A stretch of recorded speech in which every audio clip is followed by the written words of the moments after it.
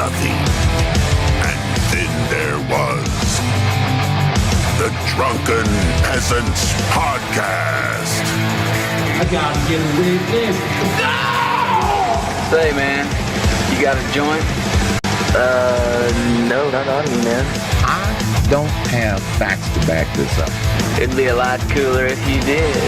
That's true. Sometimes I cry. Oh! Lick my butthole, he laughed.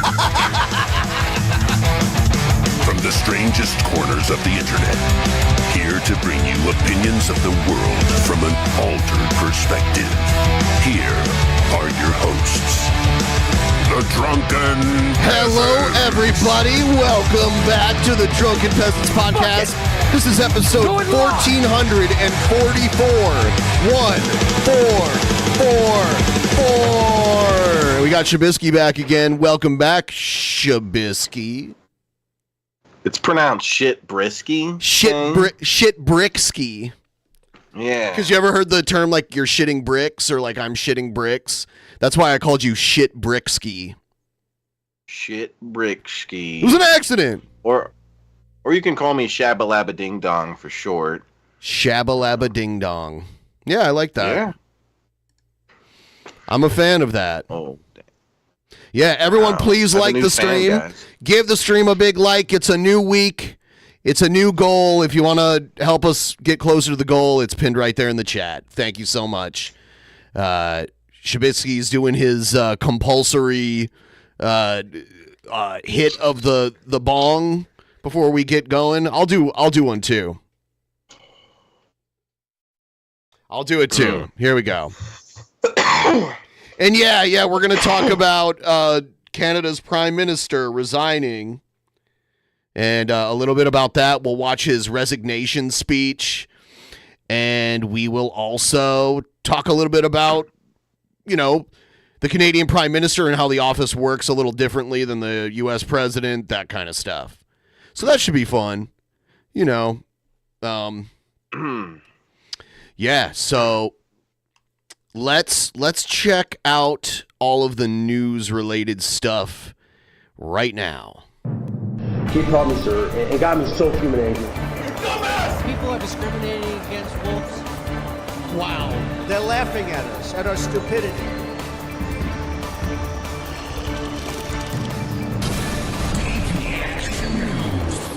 And you better well learn to love it.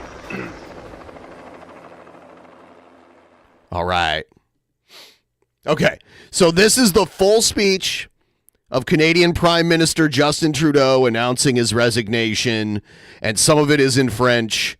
I'm going to kind of skip through that part because I don't understand French. I'm sorry if you do. I do not. So here, and you know what? His father was Prime Minister back in the day, and he's the reason why in Canada everything has to be written in both English and French. So like if you see like a street sign, it'll have like the English word and the French word on it. Or if you like buy like a bottle of shampoo and it lists the ingredients and everything, it's got to be written in French and English equally. Even though the French speaking population of Canada is like a fraction of it. So like a small, like not, it's a minority, but their government kind of bends the knee to them a lot for some reason. Oh, and when I was a kid, they tried to vote to leave Canada, and it got pretty close. The French part of Canada tried to leave the rest of Canada and become its own country, but it did not pass. It was up for vote in like the 90s, like the early 90s, I think it was. But yeah, here it is, Justin Trudeau. Every morning I've woken up as Prime Minister. I've been inspired by the resilience, the generosity. I just want to say I'm glad he said resilience and not resiliency. I guess both of them are technically correct, but resilience just sounds better to me than resiliency. But I looked it up and I believe they are both technically correct. And the determination of Canadians. It is the driving force of every single day I have the privilege of serving in this office. That is why, since 2015, I've fought for this country, for you, to strengthen and grow the middle class.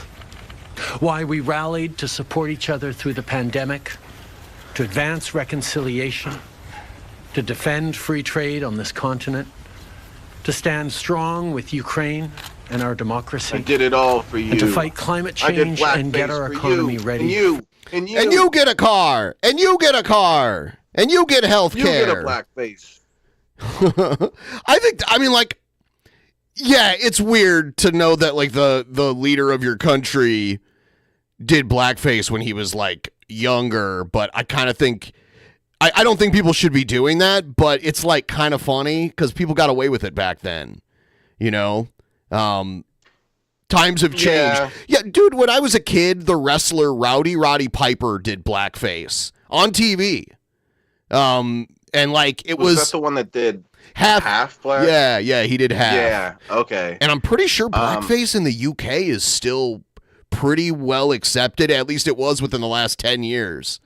So I'm not saying it's okay. I'm just saying like cultural shifts. Like we can't view the past through the lens of the president of the present.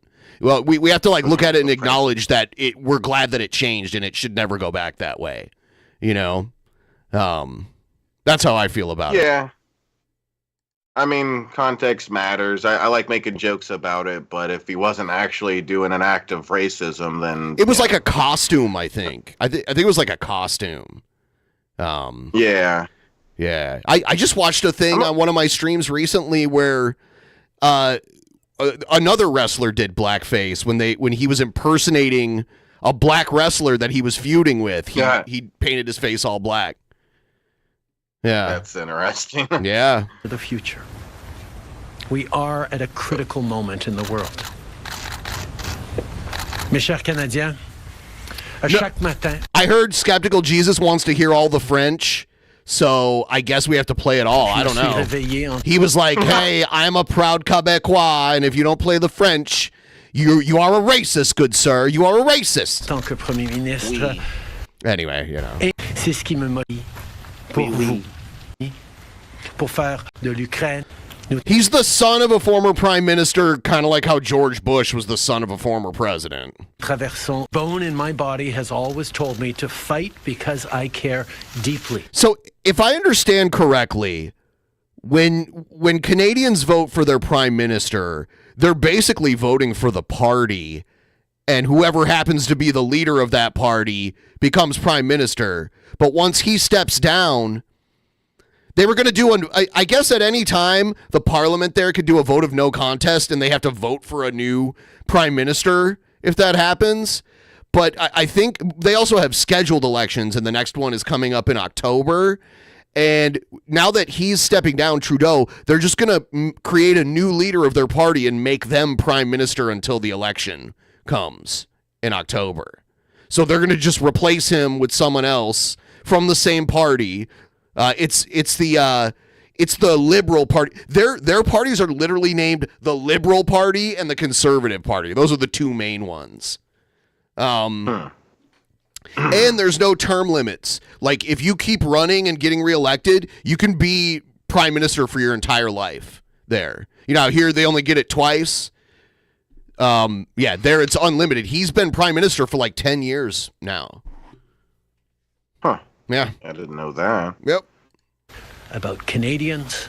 I care deeply about this country, and I will always be motivated. That's why people are saying we're getting another PM we didn't vote for. That's what I mean by like you're basically electing the party, because if the person you actually voted for resigns or whatever happens to them, the same party stays in power and they just replace them with another person, and then like there either has to be like a parliamentary vote of no contest to trigger an election, or they have to wait until the next scheduled election.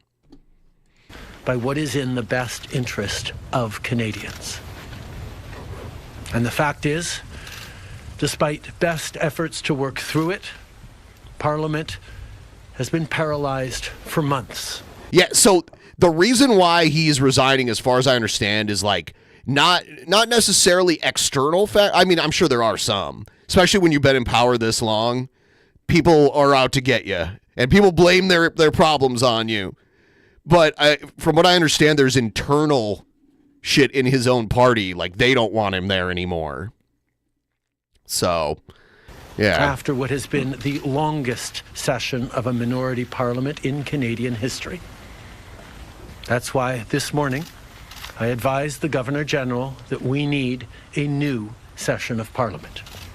She has granted this request, and the House will now be prorogued until March 24th. Over the holidays, I've also had a chance to reflect and have had long talks with my family about our future. Throughout the course of my career, any success I have... I mean, you're rich, so you don't have to worry about your future. So... Yeah. Yeah. He's fucking filthy rich. Like, he'll be fine.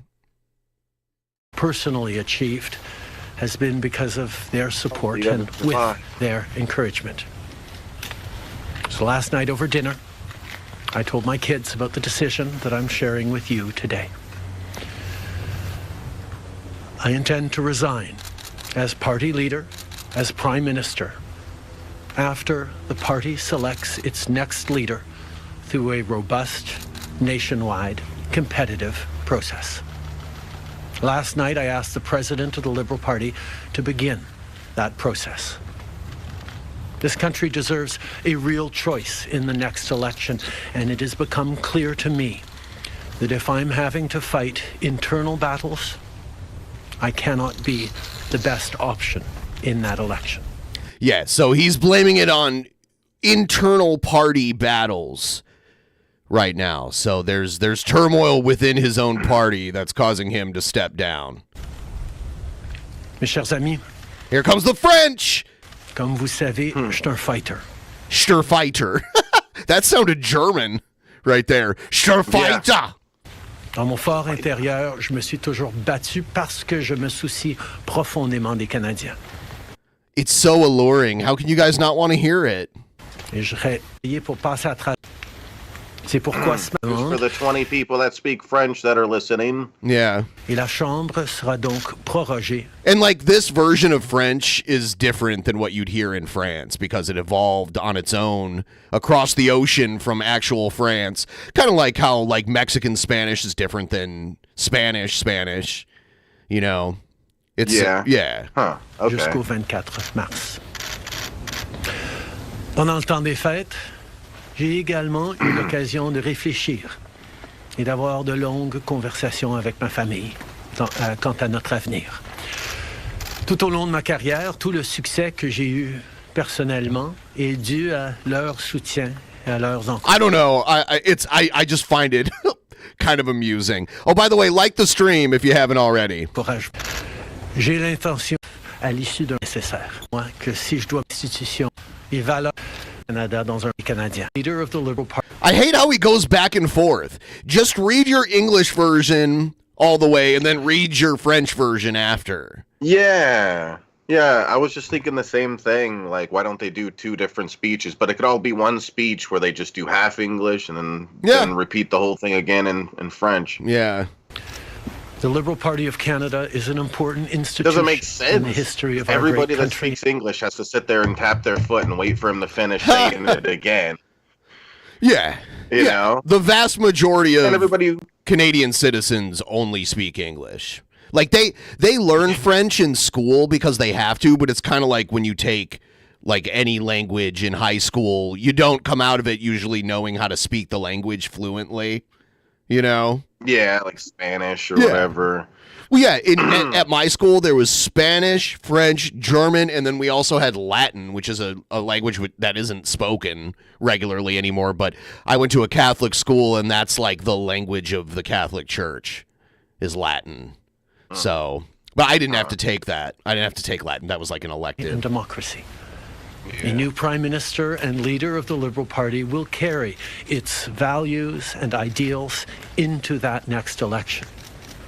I'm excited to see the process unfold in the months ahead. We were elected for the third time in 2021 to strengthen the economy post-pandemic and advance Canada's interests in... See, he had the sense to resign, but Biden didn't. complicated world. This way younger guy was like, I need to get out of here. Shit's getting bad. Biden, not so much. Biden just kept forgetting what he was going to do. He's like, oh, I'm going to resign. Yeah, he's like, I'm going to resign tomorrow. And he wake up being like, huh? What am I going to do? Yeah. Wait, I said I was going to do what? Ooh. I was going to design. Exactly. I'm going to design. Yeah, that's what I said. Yeah. That I and we will continue to do for Canadians. Merci beaucoup, mes amis. Thank you, Prime Minister. We'll now go to questions. Ooh. See, this is always my favorite part of a press conference because usually he doesn't know exactly what questions are coming. He can prepare for the most obvious ones. Starting with Laurence Martin, Radio-Canada. Bonjour, Monsieur Trudeau. Vous vouliez le faire, ce qu'on... Ben, you should appreciate multilingualism. I do. I do appreciate multilingualism. I just don't know how to speak it. I don't know how to speak other languages, but I do appreciate it. And I'm saying how the speech should be like done a little differently isn't like I'd rather him do. He can start with French for all I care. I just wish he'd do it all like in one block and then do the other language in another block. I've been to all sorts of other countries where I couldn't speak the primary language. You know, I've been to Mexico and I've been all over Western Europe, you know, and there were some countries that I went to and some parts of countries where most people couldn't speak English. Like parts of Italy that I went to where like most of them were like, nope, nope. Or at least they just refused to. I went to parts of France where it was like that too. Like they expect you to at least try to speak French to them. And then if they know English, they'll start speaking English to you, but they want you to like, because to them it's like disrespectful that you're in their country and expecting them to like speak another language. Like they think it's disrespectful that Americans feel like they can just come to their country and like force them to have to speak another language just because they're Americans. I've heard that multiple times. That's a good reason why apps that translate are a good thing. Like, you know, you don't have to learn the other language. You could just download the app. Yeah, but I mean, like, you should learn like how to say hello and like please and thank you and like where's the restroom, that kind of shit. It's easy. Yeah. That kind of, and you know, I need to know where's the restroom because I gotta piss like all the time. Or another one is, do you speak English? I learned that one in a few languages. Pourquoi est-ce que vous décidez d'abdiquer maintenant? Qu'est-ce qui vous a fait changer d'avis? Comme vous, mais notre être. Are they going to do each question in both languages? A fighter, and I am chef dans le cœur, et c'est devenu clair que je ne peux pas être le chef dans les prochaines élections à cause des batailles internes. As you all know, I am a fighter, and I am not someone who backs away from a fight, particularly. Dude, this is just not a best way to use time. Like, I don't even care if they do the whole interview in French and then just have English subtitles on the bottom. It's dumb to do the entire Q&A in both languages, like, spoken. Like, do it, for all I care, do it all in French and translate it on the bottom of the screen. Yeah, like the question part should be organized in that way, too. Right. English questions first. Okay, now it's the second half. Now French the questions. rule is that it has to be in both languages. So you have to answer the same question in both languages, but then the Canadians that speak American are better. American. The Canadians that speak American. Oh, yeah. Speak American. Yeah. If you want to trigger some English people, call speaking English speaking American. And see how they react. I've seen people get trolled online back in the day by doing that. As important as this one is. But I have always been driven by my love for Canada, by my desire to serve Canadians and by what is in the best interest of Canadians. And Canadians deserve a real choice in the next election. And it has become obvious to me with the internal battles that I cannot be the one to carry the... He seems like he's getting emotional. Part of me wonders if he's just sick of the job. He doesn't have to keep doing this job, and he's been doing it for 10 years. It's like he doesn't have to keep doing it. Standard into the next election. Yeah, the emotional thing seems like it's just an act. It might be, or maybe he does feel passionate about his work and everything. I don't know. I just know, like, he's probably sick of the job. He's been doing it for a very long time, and he was very well liked at first and not liked so much anymore, which happens when you're in power for that long. Concerning if conservatives win since they hate drug cafes. Yeah, we'll see what happens. We'll see what happens to the cafe in the cafes in Vancouver if the conservatives take over. So I guess that means Canadians should vote. But you know what? The cool thing about Canada is you guys don't have the stupid electoral college. So it's whoever gets the most votes wins. It's not who wins the right states, which is so stupid. Vous êtes au pouvoir depuis près de 10 ans. Le Canada a changé avec votre gouvernement. S'il y a une réalisation que vous pourriez nommer, dont vous êtes le plus fier, je sais qu'il y en a plusieurs, mais s'il y en a une, et peut-être un regret. Et c'est ce qu'on a bien plus. On a fait un regret, puisse mettre un premier, un deuxième, un troisième. Did he say Earl Grey? Choix sur le bulletin.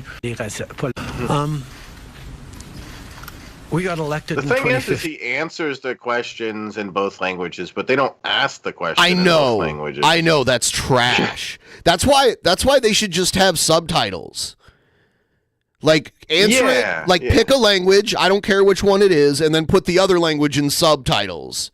It'll be more time effective too. Yeah.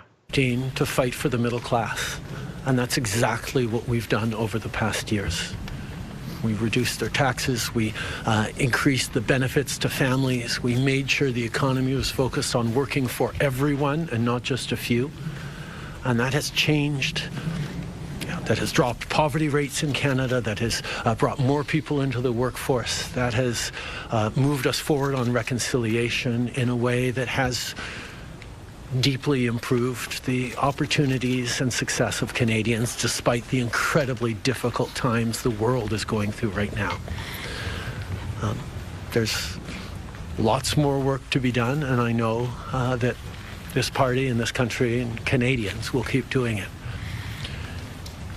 If I have one regret, particularly as we approach this election, well, there are probably many regrets that I will think of, but I do wish that we'd been able to change the way we elect our governments in this country so that people could simply choose a second choice or a third choice on the same ballot. Is he talking about ranked choice voting? Because that is cool, and I kind of wish we had that here, where you get to choose like your top three, and if your top pick has no chance of winning, then your vote goes to your second one, and if your second one has no chance of winning, then your vote goes to your third one. It's like that. Oh. Yeah, ranked choice never voting. heard of that. So that parties would spend more time trying to be people's second or third choices, and people would have been looking for things they have in common instead of trying to polarize and divide Canadians against each other. I think in this time, figuring out how to pull together and find common ground remains something that is really important for democracies, but I could not change. It makes sense when you have more than just two choices, by the way. Our government just needs a complete, like, overhaul. Like, we need to weed out the two-party system. It shouldn't be tailor-made for any specific number of parties. And we need to get rid of the electoral college and just go to overall popular vote. We should no longer have a system where the person who got less votes overall somehow wins because they won like 4 states that actually matter. After that, it won't matter what state you're in. Your vote counts regardless if you live in California or Texas or Alaska. Your vote is just as valuable as anybody else's. That's the way it should be. I don't understand. Well, see, this is the American tradition. We don't like to change things. We don't like to. That's why we still use Fahrenheit instead of Celsius. That's why we still use feet instead of meters. You know, it's that. We're just stuck in our ways. We still use the 12-hour clock instead of the 24-hour clock, which makes more sense. Why do we need two 12 o'clocks? There's 24 hours in a day. You start at 0 and you count up each hour till you get to 24, and then you start over again. It's that simple. Anyway, I could go on forever when it comes to this. Unilaterally, without support of other parties, our electoral system, that wouldn't have been responsible. Prochaine question. Tonda McCharles, Toronto Star. Prime Minister, up until 3 weeks ago, you were intending to stay, and it seems that the event 3 weeks ago of Ms. Freeland coming out and saying you were firing her as your finance minister was the catalyst that brought us here today. So, and by the way, I do realize that Canada is kind of like a weird hybrid of like the US and the UK, where like some of the things are similar here and some of the things are similar over there. I get that. Canada is like a weird hybrid country. When I go there, in many ways I feel like I'm still in the States, but then I remember like like the monarchy is still a thing there, and they use kilometers per hour on the roads, and the money is made out of plastic. The money is literally made out of plastic. It's so weird. can you explain your side of what happened there? Is it not paper that's sealed in plastic? No, it's straight up plastic. It's waterproof too. It's really weird. And they'll have like windows in them that you can see through on the money, like these little clear parts where you can see through to the other side. Yeah, seems like it makes more sense than our money. Has been by my side for. They got rid of pennies too. It costs more to make a penny.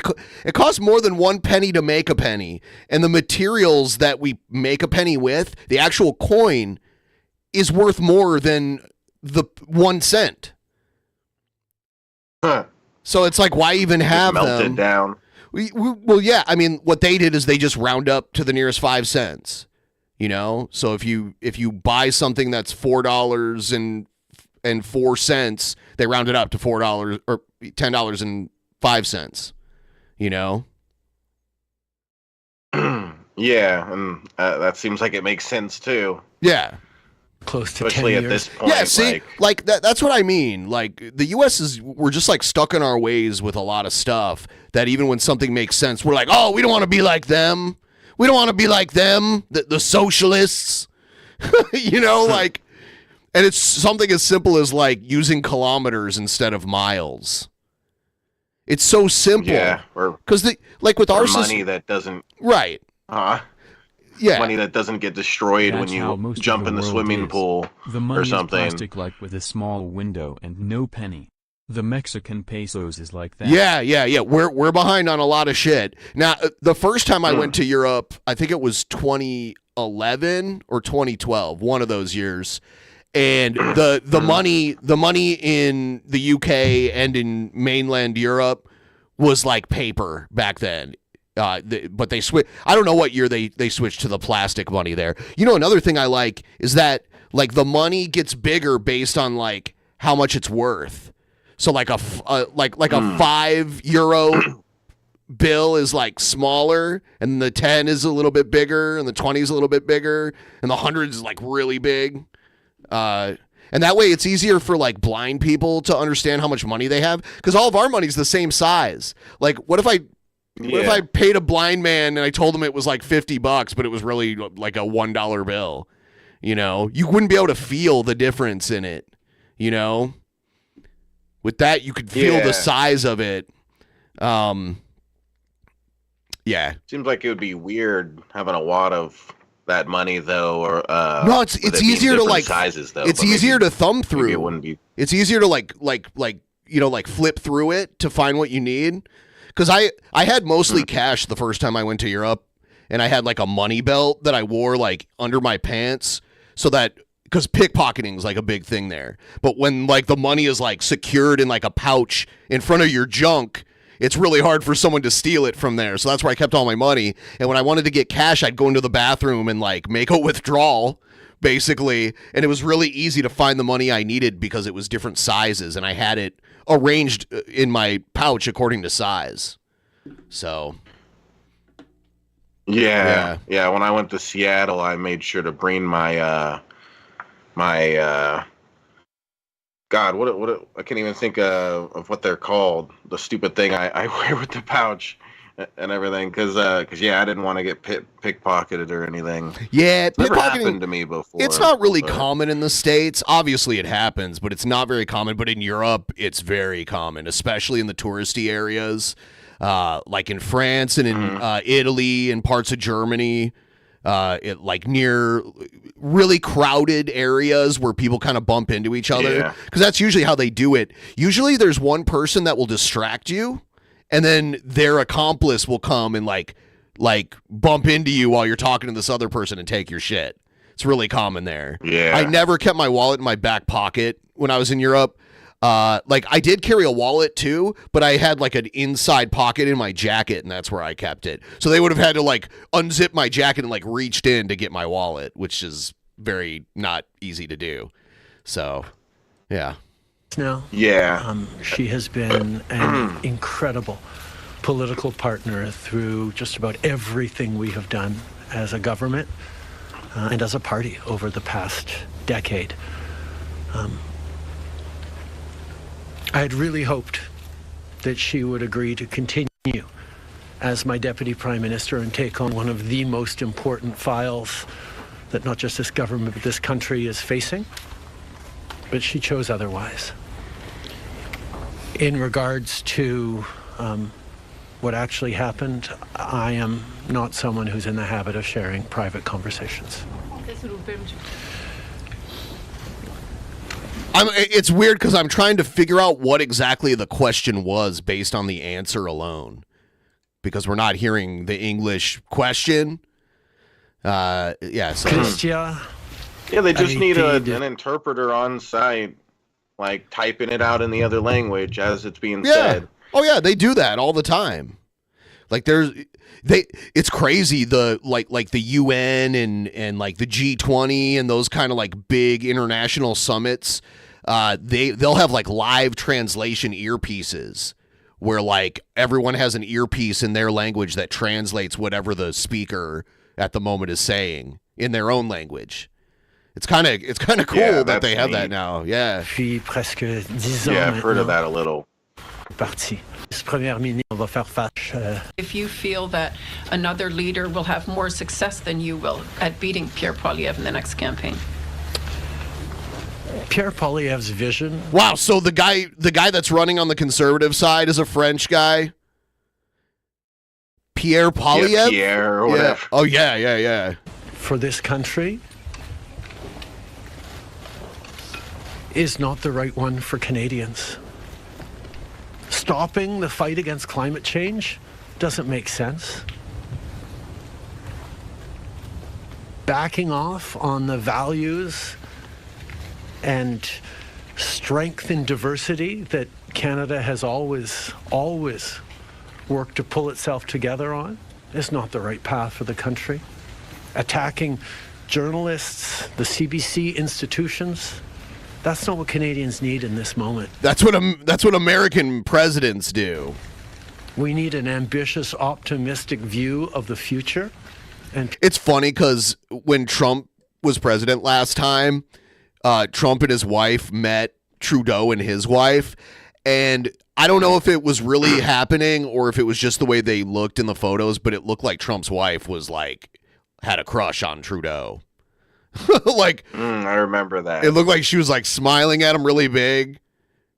Cause I would if I was her. He's way better looking than Trump. Way better. Well, I mean, for one thing, he's younger, and just like that was one thing I remember when he first got into office. Like ladies were swooning over him. You know, like he's younger than a lot of, especially at the time, like 10 years ago. Let's see. He assumed office on November 4th, 2015. So it's been just under. It's just a little over 9 years. It'll be 10 years. No, well, they were going to have an election in October. So Pierre Poilievre is not offering that. And I look forward to the fight as progressives across this country stand up for the kind of vision for a better country that Canadians have always carried, despite the tremendous pressures around the world to think smaller, to veer towards the hard right, and to be less ambitious for what we can be and do as a country when the world really needs Canada. That's not an answer. the world. Oh, she's like, that's not an answer, Mr. Prime Minister. Yeah, let's get 100 likes. 100 likes. If we get 100 likes, Shabisky will set himself on fire. Yay! And I'll call myself Charmander. It's weird. There's way more people. Okay, so most people just use resilience. And then people use both resilience and resiliency. But almost nobody that voted in the poll uses resiliency exclusively. Yes or no? Is there another leader that could beat him? Absolutely. Sur le leader? Oui. Oui. Oui. Pierre Poilievre. En français, s'il vous plaît, merci. Pierre Poilievre a une vision profonde d'arrêt d'une économie, d'un mouvement progrès vers un monde meilleur. Pour s'éviter un vote de confiance qui, libéral, savait. Conclu au gouvernement la voie de la. Nous allons budgétaire included pour faire fonctionner le gouvernement. In English, please, sir. In 2008, the Governor General correctly concluded that because the very last times in the previous weeks that the confidence of the House had been tested, it had passed that confidence test. Stephen Harper continued to have the confidence of the House, and it actually would bear out because as soon as they came back from the prorogation, Stephen Harper won a confidence vote once again. So a political document or political speeches doesn't carry the kind of weight that winning a confidence vote means.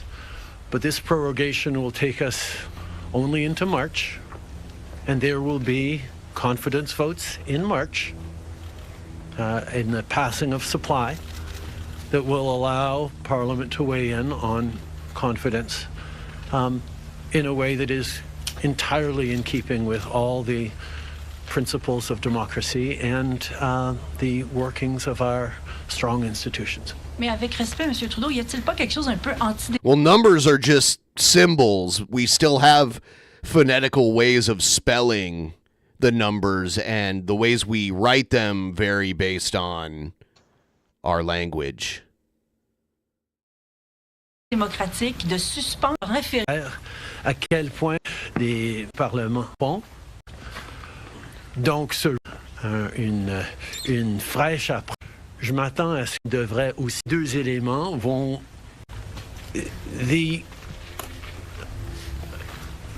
parliamentary press gallery and anyone who's been watching politics closely over the past months will know that Parliament has been entirely seized by obstruction and filibustering and a total lack of productivity. And by the way, not all numbers looked the same. I mean, like, Romans had their own way of writing numbers that was different. Over the past few months. We are right now the longest serving minority government in history, and it's time for a reset. It's time for the temperature to come down, for the people to have a fresh start. Oh yeah, in Arabic writing, it's written differently too. Like the symbol for each number is different. Right here, see? So this is like 0 through 9. At least they got 9 right. I wouldn't say it was right. I would just say it looks the same. But yeah. It's funny because the Arabic for 7 is the Roman numeral for 5. V is 5. Yeah. It's pretty crazy. And their 4 is just a backwards 3. What the fuck? Yeah, and then 3 kind of looks like 4 in a way.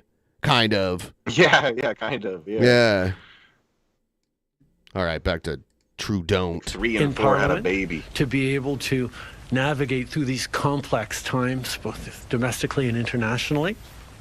And the reset that we have is actually 2 parts.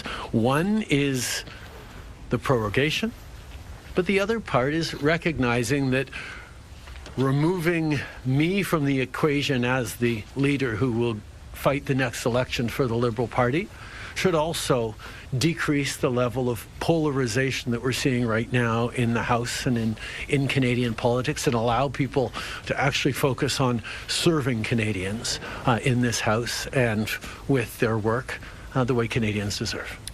On va prendre une dernière question. Good morning, Prime Minister. Stephanie Taylor with the National Post.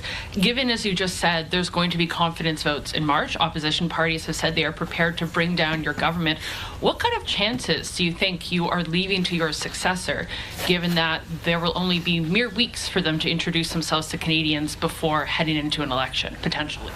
I have a tremendous amount of confidence in both Canadians and in parliamentarians' interest in serving Canadians in the right way.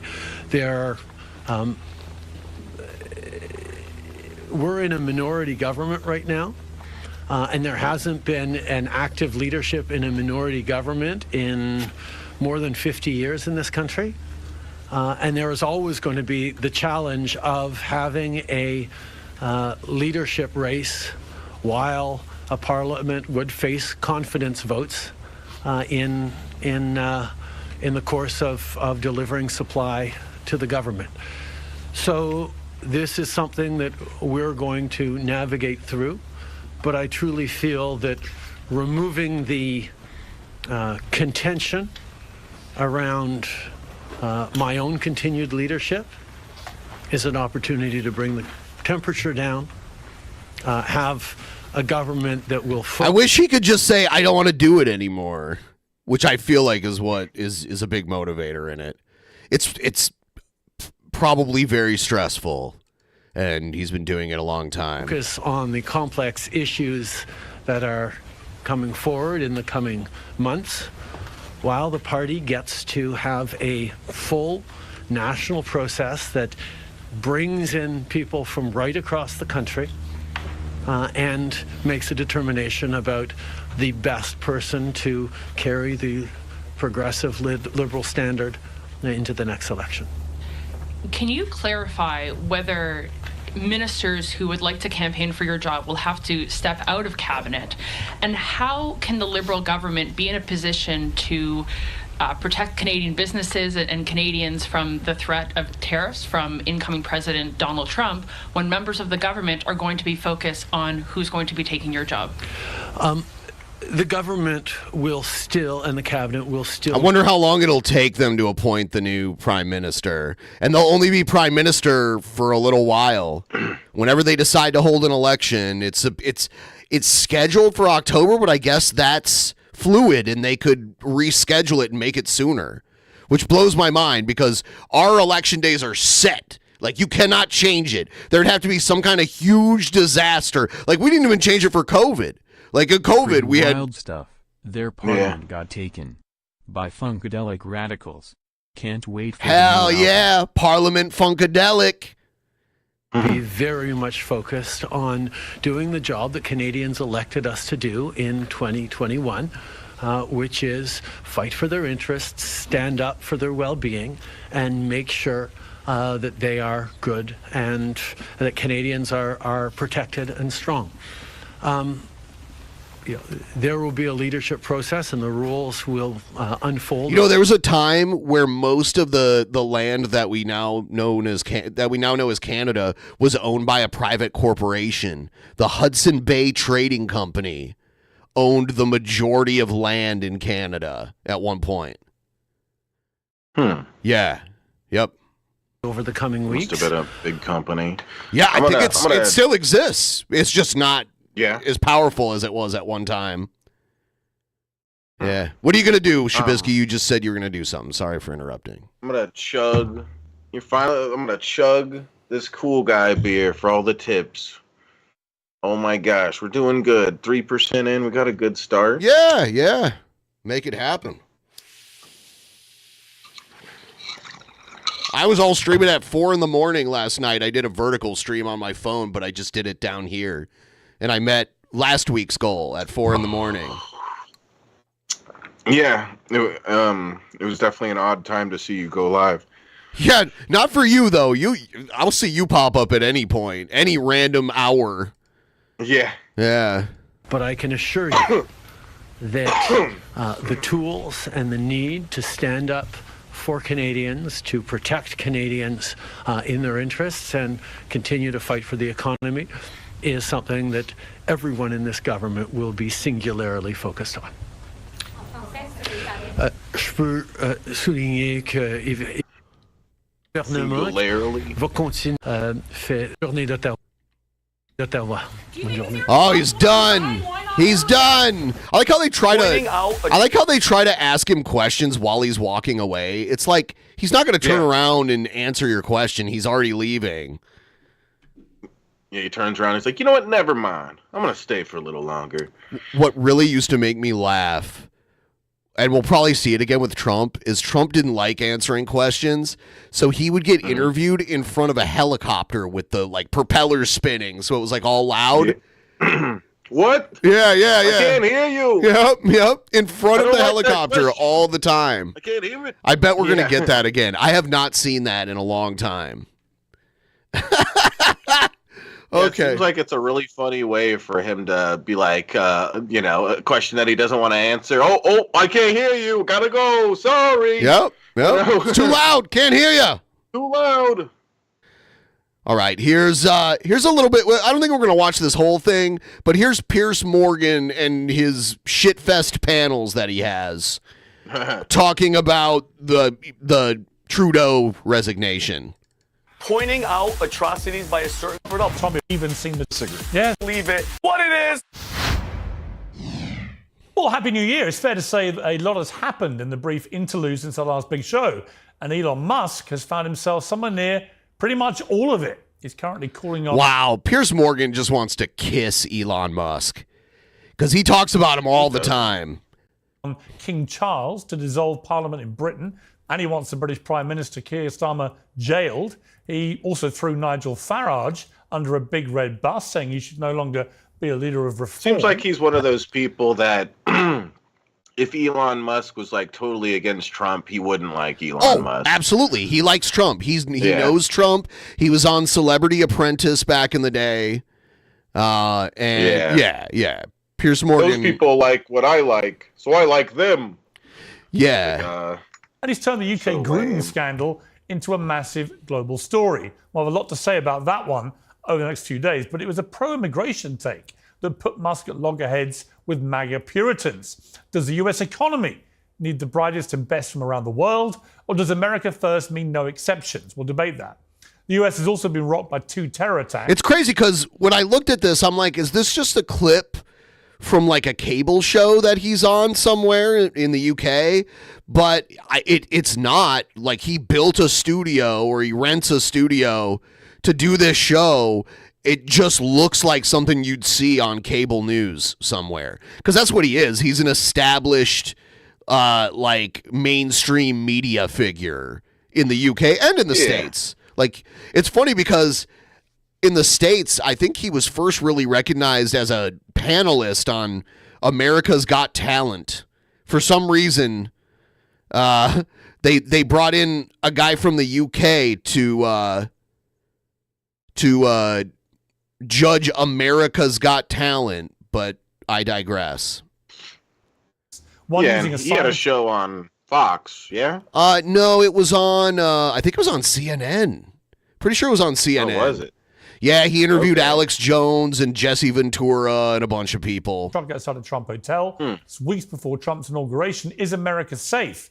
And in an act of trolling that Musk himself might be proud of, President Biden doled out I'm skipping this. Cenk Uygur, the opinion editor of Newsweek and the author of Second Class, How the Elites Betrayed America's Working Men and Women, Batia Ungar-Itagon, and the host of Gains for Girls. Okay, this woman she got into like the conservative media because she was like, I think, a swimmer, and she claims that a transgender woman like got into her division in college swimming and like mopped the floor with everybody when she was supposed to be like, she would have been the winner, like the national champion or whatever. I don't know anything about that specifically, but I just know, I recognize who she is, and that's her like whole shtick.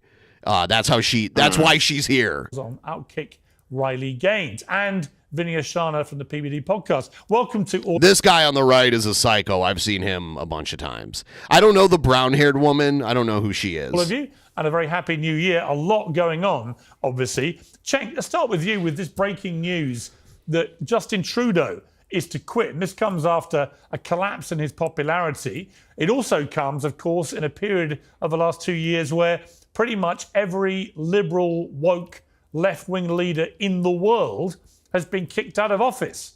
What do you make of it? Yeah, so I don't have a lot of strong opinions about Justin Trudeau or Canada, but I do about the very last thing you said. It's not that the woke are being kicked out of office. Very progressive leaders are like... Yeah, well, why can't Cenk Uygur get a better mic? That's what I was about to say. That's exactly what I was about to say. It's like... He can afford one. It sounds like such shit. Yeah, I wonder where he is. Like if he's at the TYT studio or where they have him at where this is happening. In Mexico, Brazil, and other places. It's that insiders are being kicked out of office. If you're an incumbent, God help you. Because the world wants change. They hate the status quo and the corporate rule that we live under. So they're constantly looking for new leadership. That's why they keep swinging wildly left to right, left to right. It's because they're looking for populism and they're not getting it from the establishment. Okay, Vinny, I'm not as convinced as Cenk that that's the only reason. Justin Trudeau was about as woke as you could. Oh yeah, so yeah, this is Piers Morgan's talking point on pretty much everything. He's selling the whole like, oh, if you're in government and you're woke, you're not gonna win an election, bud. So that's what he's doing, and he's gonna show a clip of Trudeau being kind of woke. And he's going to be like, oh, that's why no one wants him around anymore. Possibly get. Sure. I think we got a clip of him. Yeah, this where clip. A student tries to use the word mankind and Trudeau interrupts. I don't think this is why people don't want him around anymore. Let's take a look. Unfortunately, in Canada, our volunteering as a charitable religious organization is extremely difficult. Extremely. That's why, in actuality, we cannot do free volunteering to help our neighbors in need as we truly desire. So that's why we came here today to ask you to also look into the policies that religious charitable organizations have in our legislation. Yeah, you know what? We know what woke means now because Sturgis clarified that. It's bad gameplay, right? That was one of it. Was another one like fourth wall breaking or something like that? That was another one. That's woke, so bud. That it can also be changed because maternal love is the love that's going to change the future of mankind. So we'd like you to look we like to say people kind, not necessarily mankind, because it's more inclusive. There we go, exactly. Yes, thank you. We can all learn from each other. But actually, we can't, can we, Vinny? Because the last thing I want to learn is that we can't if that's what it takes to get like everybody to turn against them or a bunch of people, fuck those people. Yeah, I mean, like, but if that was true, it's like those people are idiots for taking like. There's nothing of substance they're turning against him for. It's just this stupid little thing he said. I mean, he's been in there for almost 10 years. There's been scandals over that time. As far as I know, I think he barely won it last time. So, yeah, it's just time. It's time. Even though they don't have term limits, sometimes it's just obvious. Mankind. Can you imagine if we have to refilm Neil Armstrong landing on the moon? One small step for a person, one giant leap for... No, that's not what they're saying. Like, no one's suggesting that we refilm it because they said mankind in the 1960s when they landed on the moon. That's bullshit. That's such a fucking mischaracterization of what they're even saying. I think it is overreach too. I don't care if people say mankind. But that's they're not saying we need to like go back in history and like re-record everything that said mankind. That's not, no one's saying that. He's basically making a slippery slope argument. No, like that one little change is going to make all this big crazy change. I'm pretty sure they took like the gender specific stuff out of the national anthem. Is that true, Skeptical Jesus? Didn't they like rewrite a little bit of the national anthem? I could be wrong, but I could have swore they did that. I don't know. People kind, etc. Bullshit. That's why one of the reasons I think he's gone is that this woke nonsense, people are sick and tired of it. It's why Trump won big. Yes, because the of the thing is if it was true crisis. what he's yes, saying, because of the cost of living crisis. You'd be able to show it. You'd be able to show numbers, show, he said this shit on this day, his popularity dramatically jumped down. So this and so forth. This is what I'm talking about. Revised Canadian National Anthem revised with gender-neutral language. This is from NPR, February 1st, 2018. The second line of O Canada, which has said the nation inspires patriotism in all thy sons, will now read in all of us. Is that true?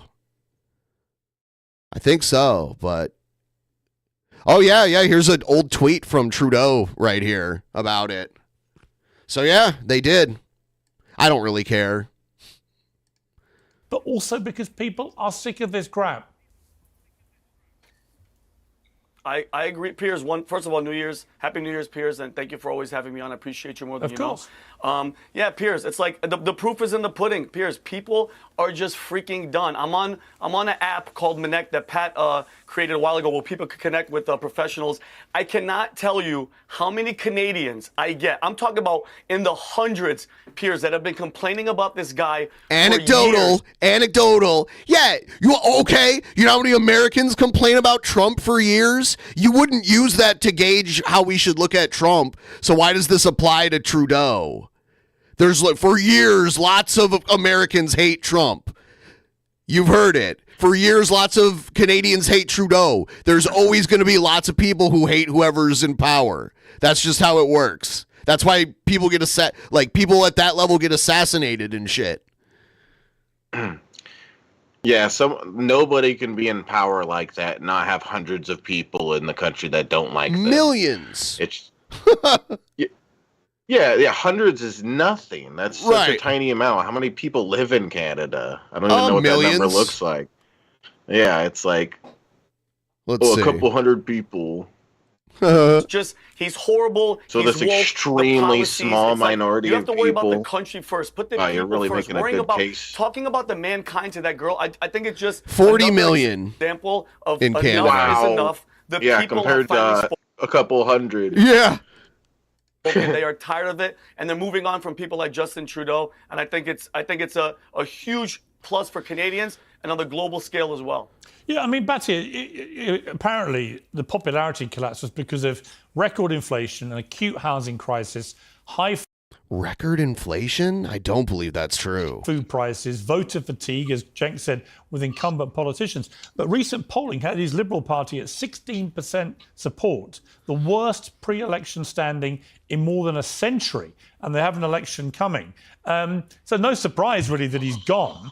But how much do you think there is a pattern here, not just of incumbents getting a shellacking, but also... A shellacking? That sounds so British to me.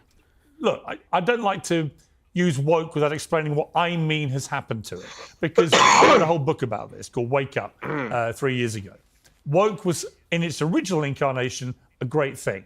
It was to make people more aware of social and racial injustice. By that criteria, was his book a lot like a stupid show where he just makes a bunch of assertions, shows no numbers to back up anything? Maybe. Like, I believe this, and I believe this, and I believe it. It's like, we get it. How about you show us why we should believe it? Yeah. But it's been hijacked. And as somebody who's always in my head thought I'm more liberal than not, it got hijacked to an extent where I just felt I had nothing in common with these people. The whole trans debate of trans women in sport and so on. And I think we saw that in the election result in America. I think we're seeing it in Trudeau getting kicked out. What do you feel here? That's Trudeau. Am I right? Is it really? Is this part of the reason why so many of the progressive left are... Like, if this woke idea was true, you could just show that with statistics easily. Yeah. Just line things up. It's so stupid. Sturgis redefined woke, by the way. Yeah. Yeah. People that suck at video games. No, he said it was poor gameplay and fourth wall breaking were like the two big reasons. Getting thrown out? Thank you so much for having me, Piers. It's really an honor to be here with you and with all my fellow panelists. I'm so looking forward to this. She looks so happy. I don't know who she is. She's wearing a Star of David, and she has New York City behind her. To you and to your audience. Well, how civilized of you. And by the way, it's not normally that civilized. In fact, normally... She looks so happy. Cenk is screaming at me within the first 5 minutes. So can I just say, we've all reached a new place here. Smiley, happy panel. It won't last, but I'll take it for now. So thank you. I love Cenk. We don't agree on much, but I'm so glad to be here with him. He's my favorite person to debate. So Did Cenk, she call him Shank? Shank. Yeah. Yeah. Don't turn your back on Shank. Especially in prison. Your kidney will get stabbed. For this. To the question of the woke. So I am a little bit of a woke analysis skeptic here. I think we are in a populist moment, like Shank said, where left and right are coming together. This moment is the working class versus the elites. And the working class, yeah, they don't like the wokeness, but they don't vote on that stuff. They are voting on their pocketbooks. That'd be hilarious if he corrected her. My name is not Shank. Which, if you are working class, is an economic issue. This is what I learned when I traveled the country for a year interviewing working class people for my book, Second Class, How the Elites Betrayed America's Working Men and Women. I found that people did have conservative views. I think the guy on the right, he almost looks like he's knitting. It looks like he's like fidgeting. And he's like looking down. Over there. Issues, but much more important to them were, first of all, a very tolerant view when it came to racial issues, when it came to gay issues. They didn't want to see intolerance. They didn't support abortion bans, even when they themselves were pro-life. But also, immigration and economics were one and the same thing, and that's what you're seeing here. To me, Trudeau is being punished now for his COVID overreach, for his liberal authoritarianism that really hurt working class people. Yeah, I think that's also true. But Riley, I remember after the US election, that incredible report coming out in the New York Times about the power of one commercial. And it was the they-them commercial, the infamous one, where the Trump campaign for the last 3 months bombarded Americans with this campaign ad, 30 seconds, which went down as one of the most effective in history, where they basically laid out this whole trans debate and said, look, you're either for they, them, Kamala, or Trump is for you. Which one do you want it to be? They reckon in the New York Times that could have moved the needle 3 points. I mean, extraordinary power of one commercial. So I think that the woke stuff did play quite a significant part. And I do think it's also played a part with Trudeau. The blonde woman, I don't think she's even spoken once so far. She's about to now. She looks scared. Like, she's not at all she can talk about is like women's sports and trans people in women's sports. That's the whole reason she's here. So I don't know what she can really offer us here, but I guess we'll see. I absolutely think so too. I think of Trudeau, and I think he was like the first world leader to appear in the RuPaul Drag Race. That's where she's going with it. She just does not like anything in that category over there. Like, franchise. And I'll tell you, I had the opportunity to listen to a little bit of his resignation speech before jumping on here. And the things he highlighted as his greatest achievements while serving as prime minister was funding for Ukraine and climate change. Again, it just highlights how out of touch with reality our leaders, global leaders. I mean, climate change is real, so if you don't think it should be addressed, you're not in touch with reality. I don't know. I don't know what to tell you. Far from everyday common sense. Yeah, it's people. this really weird thing where it's like they don't understand that they're arguing like some Alex Jones kind of shit, like Alex Jones, like because there's scientists worldwide. And there are some scientists that say it's bullshit, but it's just this tiny little minority of people. For the most part, there's just a consensus across the board, across the whole world. So their argument is basically saying that there's this huge conspiracy, worldwide conspiracy, to try to make people think that there's global warming when there isn't. Right. I mean, like, we're having more catastrophic storms every year. And there's more, like, sudden changes. You know, like, I think it was, like, 2021, we had a heat wave up here. You know, as far north as I am, we had a heat wave where it was like 115 degrees every day for like 3 days in a row. And that's not normal here, and people weren't prepared for it because we don't normally have a lot of air conditioning in homes here and shit. Yeah. And then I think like that winter following that, Texas had like this crazy ice storm where like people froze to death and died, and they were without power, and Ted Cruz ran away to Mexico because they weren't prepared for it.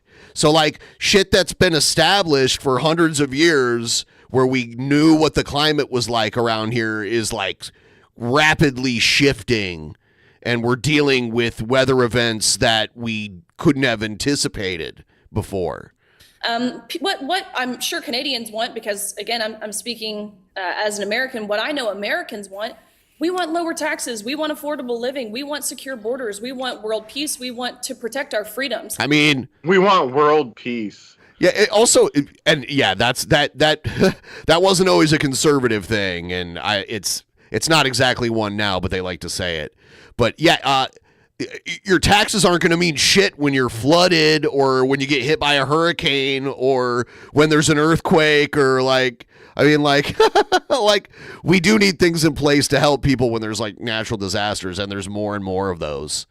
Obviously, earthquakes don't have anything to do with climate change, but it's just another, like, thing that, like, we're seeing more of, you know, over time. But, yeah, taxes. You know what?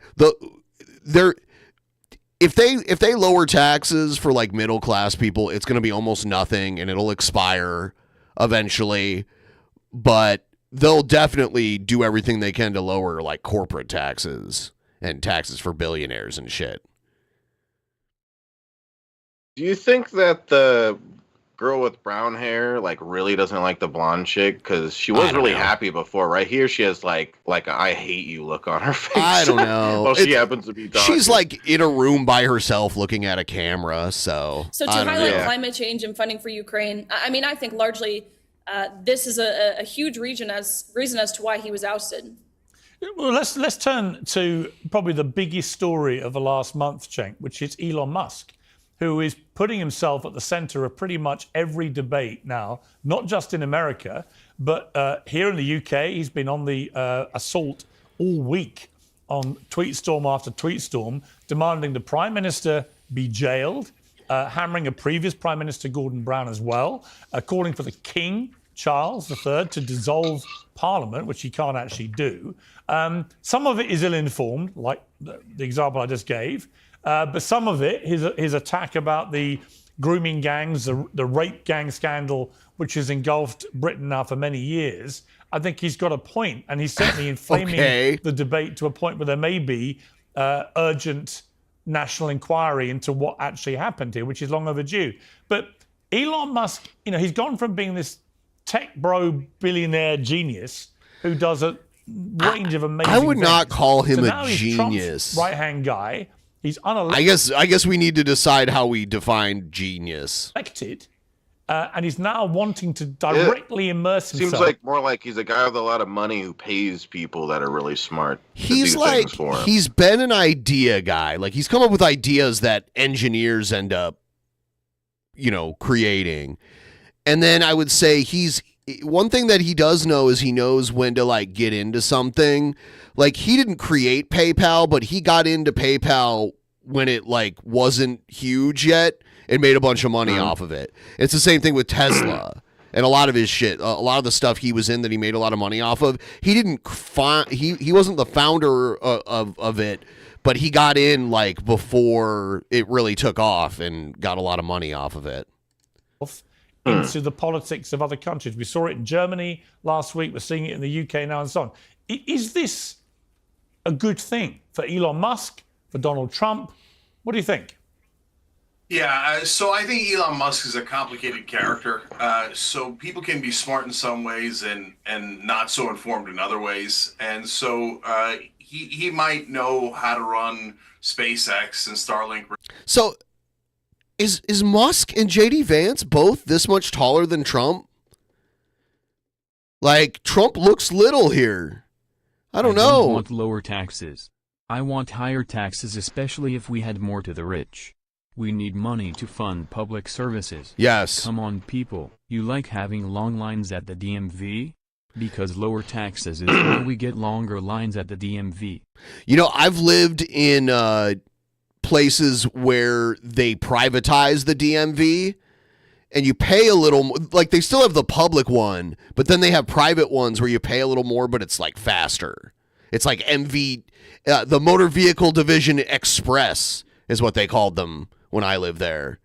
And it's just like way faster. Really well, but we've seen his flaws. You know what's odd is I looked it up, and according to Google, Donald Trump is 6'3". Allegedly. Both of those guys are 6'2". Allegedly. Like, he lies about his shit is all self-reported. His weight that he reported is absolutely bullshit. Well, that's why it's kind of weird, because you look at this picture and it doesn't seem like it's an angle problem. It seems like he's just shorter than both of these guys. Maybe to Google, maybe Vance is standing slightly closer to the camera, but Musk is standing like Trump has his arm on his shoulder, so they're close to each other. We saw, definitely looks like he's taller. Overpaid for Twitter, Elon. But I think that one of the things that he discovered, Piers, is, oh my God, I paid $44 billion for a... Yeah. Trump claimed that he was 6'3" and 215 pounds. No way that's true. He's way too fat to be 6'3" and 215 pounds. He's lying about something. Maybe a little bit of both. Maybe, like the weight and the height. He's lying about both. An amplifier in the form of Twitter, now X. I mean, if he's 6'3" with the way he looks, he's at least like 275. $1 billion. I bought the U.S. government because he gave a little over $250 million to Donald Trump. Imagine now 300 or so. I don't know.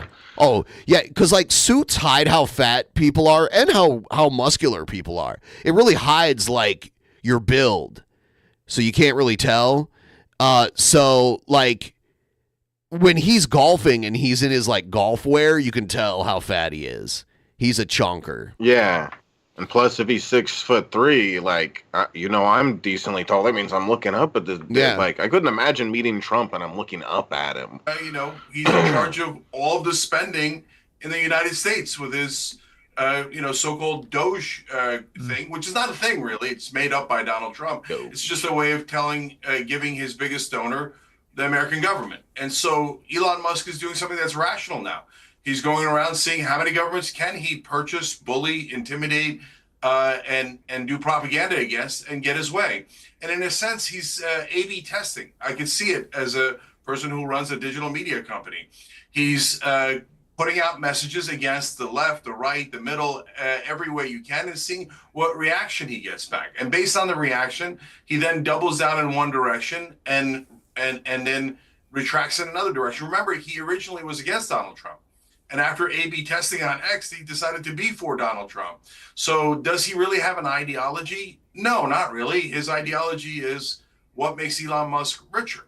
So I think that if you're on the right, you've got to be concerned that you've got an out-of-control donor here who is kind of taking over the U.S. government and looking to take over more governments. Right. I mean, you know, you make the point he paid $44 billion for Twitter, now X, but it's estimated he's made $100 billion from a surge in the stock price of Tesla off the back of Trump's win, and he helped Trump win by promoting him so aggressively on X. So you could see there that just as a straight bet on Trump, he has more than made double his money back on the investment on X through his stock in Tesla. So it's an interesting game that Elon... Yeah, he bought it saying he was going to make it free speech, but in reality it was just like a propaganda tool to advance his political agenda. And now he's in the White House just unofficially because Trump loves that sweet money. Trump doesn't have as much money as he claims he has, and he's in a lot of debt for all the legal fees that he's had to pay with all the court cases and all the lawsuits and all that shit. So he's now he's got a human checkbook, but he's got to kiss the ring. Trump has to kiss Elon's ring. On is playing. I mean, Vinny, I think Elon's a genius. I've been playing that game but recently. He has that Elon Trump, ring. like very thin skin. We saw it with the extraordinary confrontation with Nigel Farage, who was posting pictures of the two of them at Mar-a-Lago only 3 weeks ago. That painting of Trump. Like oh my God. Best buddies. And there were reports that Elon may put silly. £100 million into Farage's Reform Party in the UK. It's like which over is the most top. right-wing It's like party, fledgling, but it's like a movie scene where it's like cringy. It goes into some guy's house and he's got like paintings of himself on the wall and stuff. It's like that level of like cringiness. That's because that comes from like real examples. Like super rich people back in the day, yes, they would have giant portraits of themselves or like their whole family or whatever, like on the wall. That was a thing. Yeah. Growing in momentum and support. And now suddenly out of nowhere, because he won't support this character, Tommy Robinson, who, by the way, I think Elon is wrong to support, because he said that, Elon is immediately turned on him and said, right, in that case, he's the wrong guy to run Reform. Do you feel comfortable with all this stuff that Elon's doing? Well, Piers, just to go back to what Cenk was talking about, let's talk about other billionaires who donated to the Biden administration, the $200 million Zuckerbucks, the Soros. Yeah, none of them got their own customized department of the government like Elon Musk is getting with Doge, which it's named after the cryptocurrency that he artificially pumped up. Soros's, the Bezos's. Listen, he spent $40-some billion so that people like me and people like you can speak freely about these problems. Okay, and I think what he's doing, and I respect you, Piers. You know, the Tommy Robinson thing. People have mixed emotions. Pointing out atrocities by a certain group of people doesn't make you racist. I have a little fact. Oh my in God. Rotherham, and you know this, Rotherham alone, there were estimated 1,400 children were subjected to abuse between the 80s and 2013. 1,400. And by who? Why is it covered up? What's the purpose of hiding it? Because you don't want to say that the certain groups were... Is he talking about the Catholic Church, or who's he talking about? Muslim men. We have to say... Oh, he's talking about Islam. Oh my God, there's all kinds of sexual abuse in the Catholic Church too, like thousands and thousands of children. Yeah.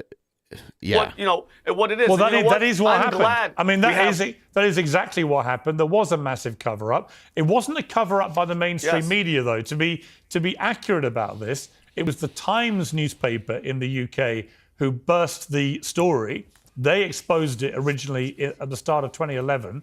Tommy Robinson then latched onto it, and he's not been wrong about the rape gangs at all. The problem is, I think in America, there is a belief amongst many Americans, the conservatives I've seen talking about this, that Tommy Robinson is currently in a British prison because he exposed the rape gangs. It's got nothing to do with... I remember Tommy Robinson back with the whole like white nationalism why he's in prison. thing. He's in prison for brazenly and repeatedly being in contempt of court over a young Syrian refugee boy who who was bullied at school and lying about him. So I just think it's important that Americans, when they debate this, understand there are two different things here. One, Tommy Robinson and why he's in prison. But secondly, that Tommy Robinson, along with many other people, has been absolutely right about the rape gangs. Okay, Piers, but let me ask you a question. By the way, I agree the that we shouldn't documentary be too politically correct. Let's blame all the Catholic priests for monstrous abuse. Yeah. So, I mean, let's not spare the Catholics and their leadership and their grotesque child abuse decade after decade, century after century. So let's blame the Catholic priests most of all, and then move on. I agree. Well, yeah, but the Catholic priests have nothing to do with it. Look, the scandal in Britain, the grooming scandal or rape scandal is what we should be calling it, because these girls were raped, and tens of thousands may have been victims here. It was horrendous, and the people with your why, bud, who were perpetrating this were almost exclusively British Pakistani Muslims, right? And so that is... He's a cokehead failed comedian. I had no idea. He's a cokehead failed comedian. Being the issue that was covered up. People from council level to police to other authorities to governments, they were not prepared to get properly... It's not just the Catholics, I agree, but the Catholic Church is huge and the numbers are just way higher, and their actions to suppress knowledge about it's like institutional, like within the organization, and it's an insanely huge and wealthy religious organization. Into this scandal because they were terrified of the feedback and the bounce back and blowback they may get if they said who was actually doing this. Vinny. Okay, so Piers, great point, Piers. So these poor girls were raped and abused for all those years, but because you couldn't say that these guys were Muslim, everybody turned the cheek. Who said you couldn't say it? Because of people's feelings. That's absolutely nonsense. And I saw Tommy Robinson's documentary Silence, and if anybody has watched it, you can't find it on YouTube, it's on X. He goes undercover and questions all the people in that school of that Syrian kid, and all of the majority of them said that that kid was a bully, he was mean, but hang on. Okay, but here's the... Oh, he's got to argue with anecdote. Dude, he looks like he's so mad. It's part of it's like his tan, so it looks like his face is like turning red, like he's really pissed off, but it's just he's like really tan. And he's got that type of like accent like that, you know, that it just makes him sound, yeah.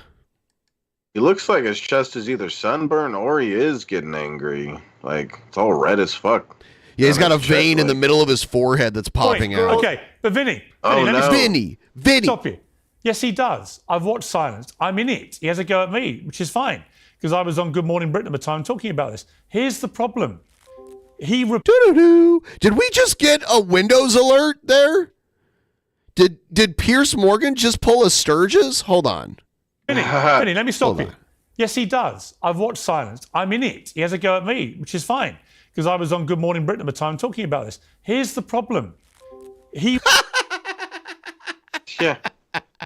repeats in the film what that is. a series of things which are lies. That's why he's been found in contempt of court, and that's why he's been put in prison. And the reason we know he's lying is that he was sued by the Syrian refugee in a court, and a judge, in a very lengthy verdict and conclusion, which I read in full, and I recommend, by the way, that you and everybody else watching this goes away and takes the time to read the full judgment from the judge.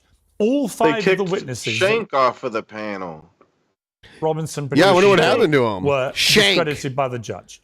He said they're not credible. Shank. He said, video... Shank yogurt. Oh, I don't want to watch the rest without Shank. I don't care about any of these guys. I have to do a quick bathroom run. I'm going to put you full screen.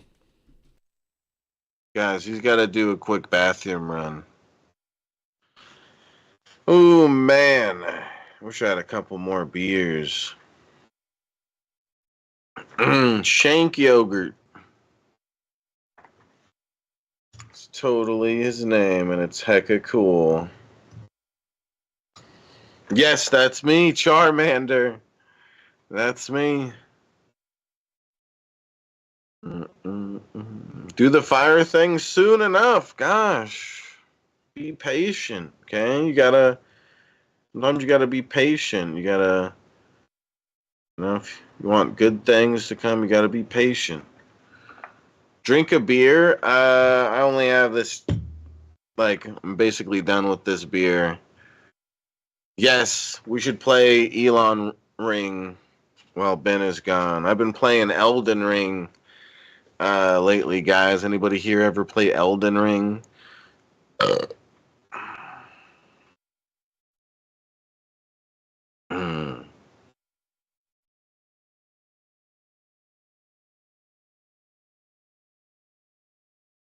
Do. Yeah, that's cool, Bird Flu. I don't really know much about the game yet. I'm still learning. But I'm doing hecka good, I think. Switch to Elden. Yes, Remy.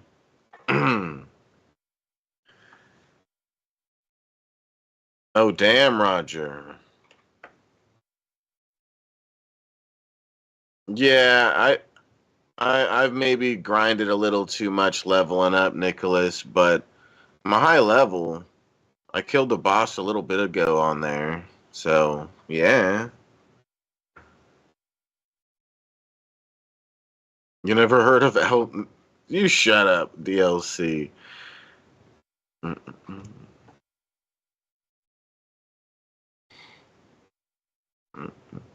All right. Cheers, you guys.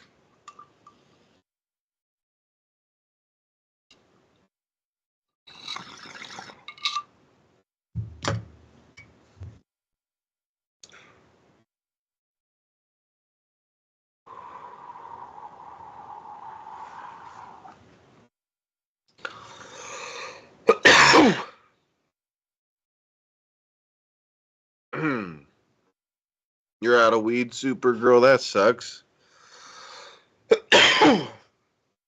Oh, man. Oh, shit on a dick.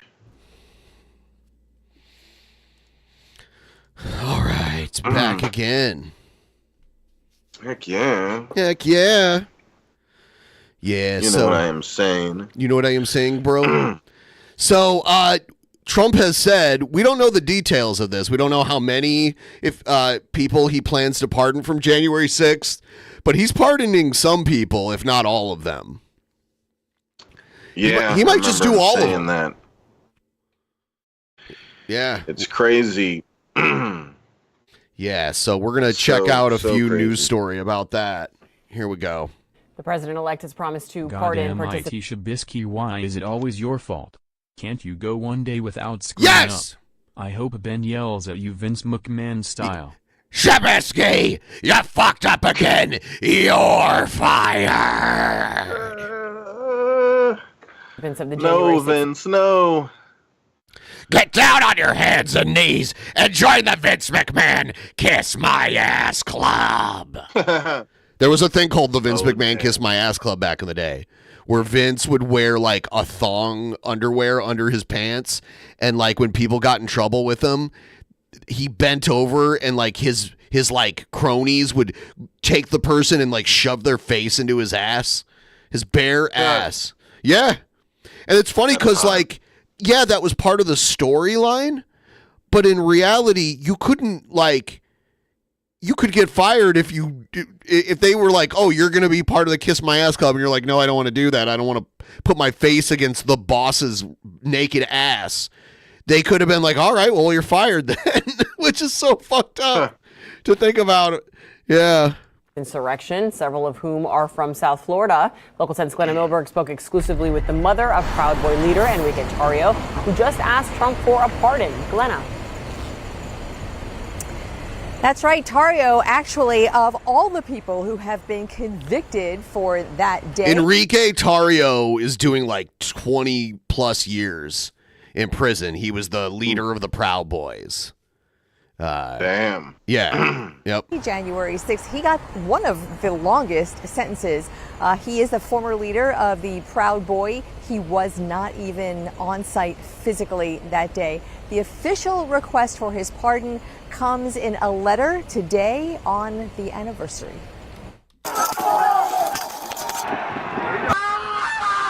4 years later, Zuni Duarte Tario spoke to her son in prison this morning. He was happy. He was, hey, today's certification, finally, it should have happened years ago. Before their politics, she is Enrique's mom. See that your child is being taken away for 22 years for something that really he didn't do. Enrique Tario was not in D.C. for the chaos at the Capitol. Rather, he was convicted for playing a role in a conspiracy to plan it, based on text messages to and from other players. He received one of the longest sentences of those convicted to date, a conviction this letter today from his lawyer officially asks incoming President Donald Trump to pardon. First day. Yeah, I'm looking first day. Issue these pardons. These people have been there, how long is it, 3 or 4 years? Even before this latest Q&A, on the summer campaign trail, then candidate Trump was promising January 6 pardons on his day one. With today's certification, that day one comes with inauguration in 2 weeks. Tario is among 15 arrested from Miami-Dade and Broward counties, among them Barbie Balmaceda. Screenshots from court documents track her movements at the Capitol with another former Miami Proud Boy, Gabriel Garcia, who was sentenced to a year in prison last month. Balmaceda, a former intern for Marco Rubio, turned down a plea deal. She's scheduled for trial in March. Families are hoping President Trump will reverse it all day one. As a mother, it's devastating, is the word I would use. Incoming President Trump has repeated on the campaign trail and since his election this promise to no one forced them to do that. He has also said this would not be a blanket pardon. Yeah, it's like just because they have a mom, who gives a flying fuck? We all have moms. Right. Like, doesn't mean if I break the law and hurt people or whatever the fuck, like I should just get away with it. Oh, my mom doesn't like the idea of me being arrested for breaking the law. It's like, who cares? On a case-by-case basis. So stay tuned. I'm Glenna Milberg, live in Miami tonight, Local 10 News. Okay, Glenna, thank you. Here's a little more on the pardons. It's been 4 years since January 6th took on a whole new meaning. Everyone here will soon be marching over to the Capitol building to peacefully and patriotically protest. But that march became anything but peaceful as protesters stormed the Capitol. We fight like hell. Is it just a coincidence that it's January 6th right now? It is not. Today they actually certified the vote. There was no issues. Kamala Harris confirmed all the votes from the election that she lost. There was no excuses or anything like that. Everything went through without an issue. There was I don't even know. I mean, there was almost no protesting, if any. So, I mean, the current date right now is January 6th. Yes, I know. Right now. Yeah. Yeah. So 4 years ago is when this happened. When the last time they certified the vote, and they ended up certifying the vote today for Trump. So. Immediately denounced the mob when he saw what was unfolding. They were there with love in their heart. That was an unbelievable, and it was a beautiful day. It was a beautiful day. What happened January 6th, 2021. There's no question that Washington, D.C. looked very different today as Congress certified Donald Trump's election victory without protest inside or outside the Capitol. Now, some of those who were charged or convicted of crimes over what happened there 4 years earlier could soon get a pardon from the former and future president. I'm going to be acting very quickly. Within your first 100 days, first day? First day. First day. Yeah, I'm looking first day. Issue these pardons. These people have been there, how long is it, 3 or 4 years? Okay. You know, by the way, they've been in there for years, and they're in a filthy, disgusting place. News 5's Clay Lepard has been following through on the Northeast Ohioans convicted over the events of January 6th for the past 4 years. Tonight, for the first time, one of them is sharing on camera how he looks back on that day. The calendar comes up and January 6th. He's still wearing the hat and everything. Goes through your head. Well, it says USA Strong, but it's MAGA colors and like the font and everything. Meet 23-year-old Justin Smith. A lot of mistakes. You know, I was young. I was dumb. The Medina County native is one of nearly 20 from Northeast Ohio. Medina County. Yeah, I know where that is. Yeah. Who faced criminal charges. Tied to what? Yeah, so he lives in Ohio. He didn't have to go to Washington that day. Like, his life has gotten progressively worse. He didn't accomplish anything except for making himself in trouble. So it's not, it was a bad idea. There's bad ideas, and you're allowed to be like, this is a bad idea. I'm not going to do this. Happened on January 6th. Smith, then 19 at the time, hopped on one of the buses that left from Garfield Heights. Oh my God. Not to go. Numerous people. Yep. There you go. And then, I mean, like, if he would have just went and not gone in the building, he'd be fine. Like, I don't know what else he did. I don't know if he attacked a cop or what, because a lot of them did. So if he did that, that's a bigger problem too. But he's not in prison right now, so I'm guessing he might have just ran into the building. Really shouldn't have gone. A day that escalated. And if you don't fight like hell, you're not going to have a country anymore. He said that right before, like literally right before they went down there and broke into the Capitol. He said, if you don't fight like hell, you're not going to have a country anymore. Yeah. Yeah.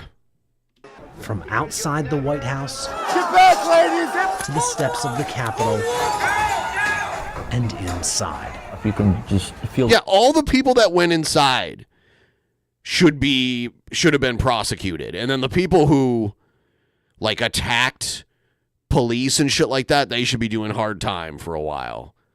Stench in the air, there's pepper spray. People who brought weapons in, they should be prosecuted. Everywhere.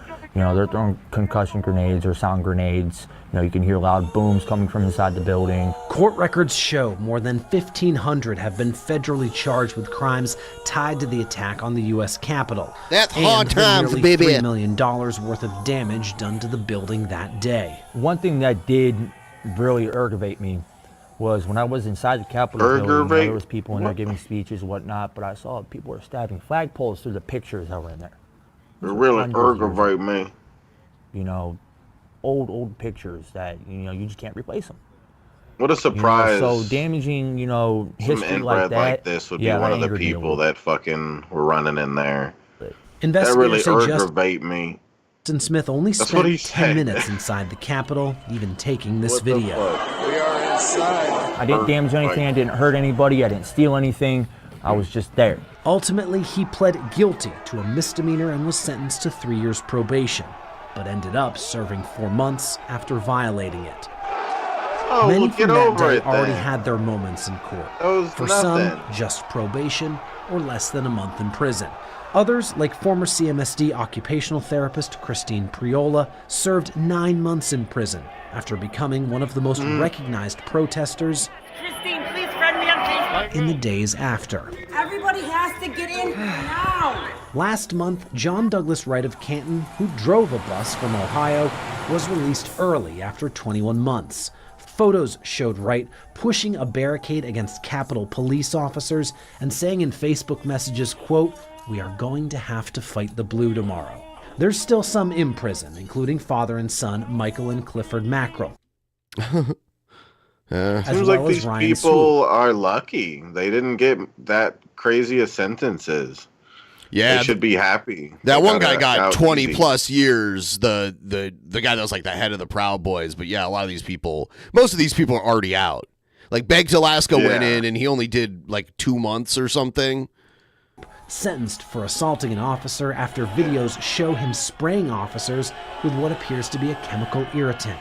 A handful of cases are still awaiting sentencing, like Trevor Kane of Aurora. But sometimes you gotta break a window to get back into your own house. His sentencing, which could be as much as 1.5 years in prison, is scheduled for later this month, but was recently moved to after President Trump takes office, and that could change everything. Are you hoping for a pardon? I mean, my charge is a misdemeanor, so the pardon's really not going to do me any good. It doesn't? Can't they pardon misdemeanors too? Pretty sure. Possibilities of pardons coming from incoming President Trump. I mean, do you think there should be a blanket pardon? For some people, I do believe yes. Now, some people, I do believe they did get excessive down there. There were people that did go down there intending to harm. Those people, I believe, should be charged. Smith doesn't plan on attending the inauguration later this month, instead focusing on what's next for him and his family. I mean, do you want the pardon? Does it make a difference? I mean, I wouldn't even matter about pardon. I would like just go there and shake his hand. You know, like, I was down there. Oh my God, they worship him. They absolutely worship him. It's so pathetic. He's not even, like, worthy of it. Seriously, they treat him like he's Jesus. Like they say they're Christian, but in reality, Trump is their current Jesus, their current day Jesus. They would do almost anything for him. A lot of them are just like, it's a cult. For that election, you know, I was down there fighting for his cause. You know, I still to this. You didn't change anything. They fight for his cause. This is an example of how throwing a hissy fit won't get you what you want. You know, that's what happened. Clay Lepard, News 5. He was aggravated. I got a few more on the pardons. Here's another one. This guy turned in his own father. Damn. For January 6th. Trump pardons your dad. Yeah. What's your biggest fear? He's afraid of his dad getting pardoned and getting out of prison. You know, just getting shot in the street. I don't know. By your father? By my father, by someone he knows. There's a bunch of people that I don't know, and I don't know their intent. So, you want to help me lift this? Sure. This is Jackson Reffitt. Do you want me to take this end here, or how do we do Yes, this? please. He's moving out of his home here in Texas, he says, for his own safety. Bought a gun because I got so paranoid, and moving out because I'm scared. Do you know how to fire a gun? Yeah, I've been shooting it. Do you have it on you right now? Yeah, I have to wear it around the house kind of often. Dude, I would feel weird having a gun pointed at my dick. You know, Yeah, like why wouldn't you have a holster? I think it's an internal holster. I can see the clip on his belt right there. But why put it there? Why do you need it pointed at your dick? I don't want that. Like, I would have it more like the way it is for a cop. It's on the outside and it's on the side. Yeah, or the one that's like goes like on the side of your body, like on the side, like near your ribs or whatever, and it can be like under your shirt. Just to get used to how it feels. Okay. But I'm part of that, like that. Jackson's dad is Guy Reffitt, who is a member of the Texas 3%er militia. And I just kept going, go forward! Go forward! I couldn't even see, bro. He's serving a more than 7-year sentence for his role in the January 6th Capitol attack. Reffitt was convicted of 5 felonies, including carrying a firearm on Capitol grounds. So you reported your dad to the FBI? Yes. That's what got him arrested, basically. More or less, yeah. That's quite the fuck you, Dad. What effect has that had? Everyone, please like the stream, by the way. Like the stream. Yeah. And also the link is pinned right there in the chat. If you want to help us out a little bit, do it right there. Shabisky will do a triple backflip off the roof of his house after the next $5 dono. Yes. Only $5. Do a Charmander. Yeah. On your family. Yeah, the Irish Reporter, he is so like, I want to dress him in a little leprechaun suit so bad. Yeah. Because he looks, you know, he would look cool as like a little leprechaun guy. It's destroyed it. Was there a moment where... Look at him! He just needs a derby with a little green shamrock coming out of it, and like, you know, the little green suit with the vest. Or you thought... It's charming. I know my dad's done all this stuff, but I don't want to report him. Yeah. Yeah. Still feel horrible, of course. Like, I can't get over it, but I don't regret it. When was the last time you spoke to your dad? 5 months ago. It was the first time I talked to him. And it was just a crying fest for the first 10 minutes, and that was great. And then I brought up the fact that I'm worried about him getting out. And he was almost puzzled, you know, like he was confused as to why I thought that. Are you overreacting? No, I get death threats daily, hourly at this point. Unbeknownst to The us. people who should have held Trump accountable failed this country. Treason hearings should have taken place the next day. South Korea knows how it's done. Oh, yeah. We don't really have an insurrection act if it didn't prevent him from holding office again. It's true. That is 100% true. By the way, everyone, please like the stream if you haven't already. Shabba ding dong, time to backflip off your roof. Yeah. Go do it really quick. Don't break your neck. Go do it. Okay, Go do the backflip off your roof. Hurry up. Okay, hold on. Okay, I gotta find my pink dress real quick. Okay, I like to wear that when I do my He's shrinking. backflips. Oh my God, he's shrinking. I'm shrinking. Oh no! That's what needs to happen to the reporter guy. He needs to shrink a little bit. Oh God, this is right back. All right, please don't die. All right, he's gonna go do that. This woman here at Mug Sports Bar is this kid's mother, this young man's mother, and she moved. They're going to reveal this later in the story, but she moved from I can't remember where they said they lived, but they moved all the way to she moved all the way to DC just so she can have like nighttime vigils outside of the prison where her husband is.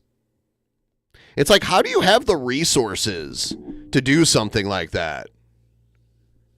How does one acquire the resources? Someone please tell me. Anyone know? All right, I'm sure he's almost done doing his flip. It was our 18-year-old son who turned his dad into the FBI. Why? Why? Because I don't know. But I mean, his dad committed an obvious crime, and maybe he was pissed off at his dad. Or maybe his dad was abusive to him. I don't know. But he chose to do it. So there you go. My son is a declared Democratic Socialist. Oh, he's a Democratic Socialist! That's why! Jackson's mom, Nicole, has become one of the most prominent people campaigning for the release of people serving time for January 6th. Yeah, look at they go and they stand outside of the prison and hold hands and pray to Jesus. Yeah. That's why Trump is their Jesus. Because Jesus can't get her husband out. Trump can, though. That's the difference between Trump and Jesus, is like Trump can actually do things. Every one of our J6ers, Father. You've been coming here for hundreds of nights. Almost 900. Why? You know, after I saw what happened to my husband, I could not sit. Look, she's mixing them up.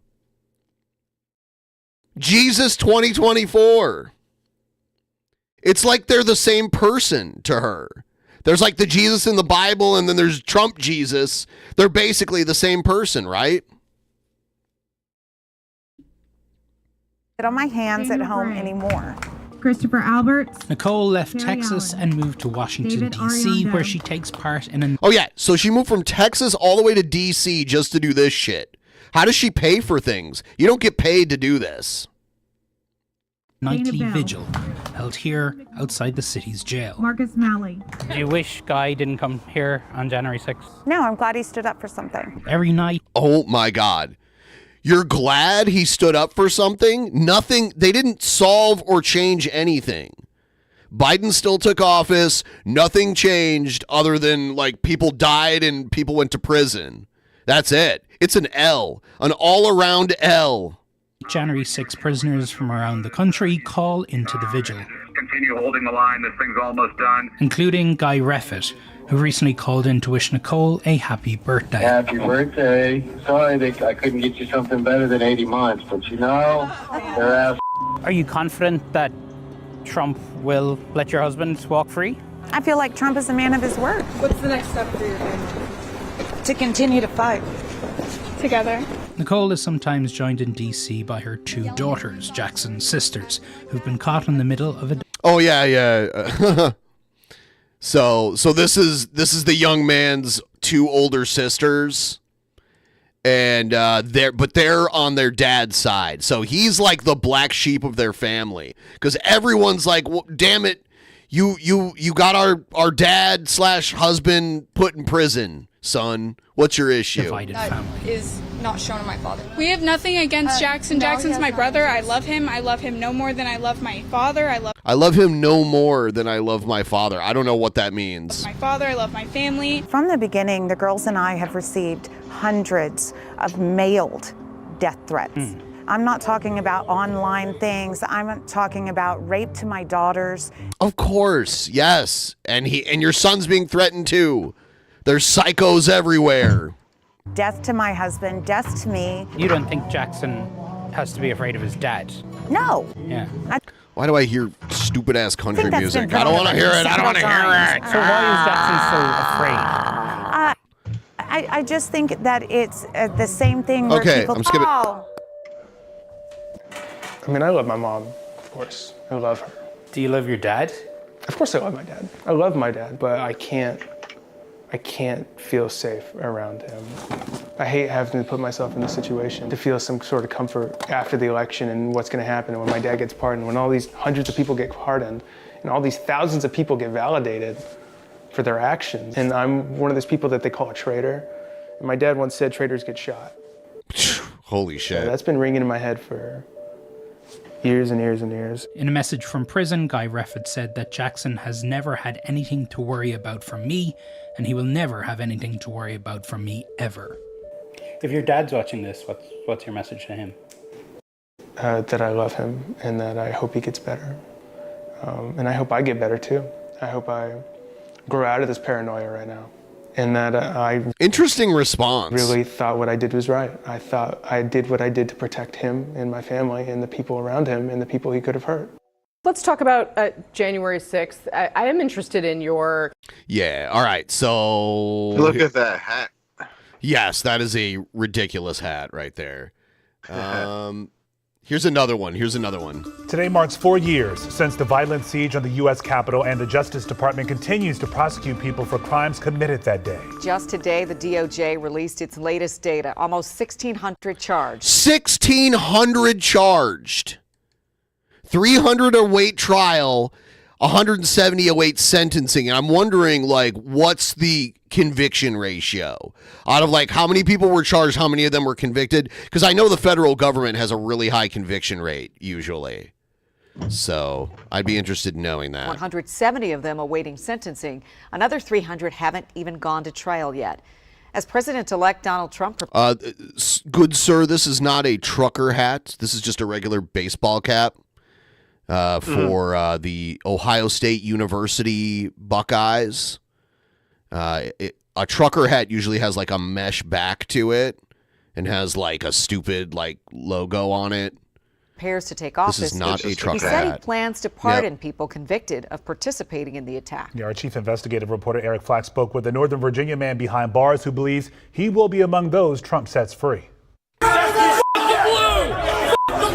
Zachary Alam is the man in the hat with the earmuffs, convicted of traveling from his Centerville, Virginia home during the attack on the Capitol on January 6, 2020. He looks like a fucking retard, man.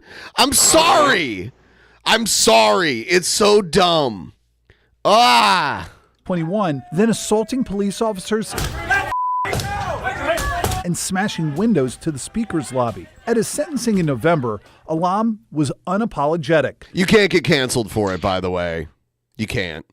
Claiming his conviction It's a was pretty unjust. funny thing, too, that so many people were recording it, and so that helped get people convicted. They were just fighting against their own cause by sitting there and recording it for the police. Demanded a full pardon. Zachary. An inmate at the Grayson County Jail. Alam repeated the ultimatum in a phone interview with WUSA 9 from the Grayson County, Kentucky Detention Center. Do you believe other people who were convicted of January 6 crimes like you are in prison right now. I'm sorry if I offended anyone in the chat or anyone who's watching that might be retarded. I'm sorry. Expecting pardons from Donald Trump once he takes office? I'll let you know something right now. Not only are we expecting a pardon, we are demanding a pardon. We are demanding a pardon. Oh. You're demanding one.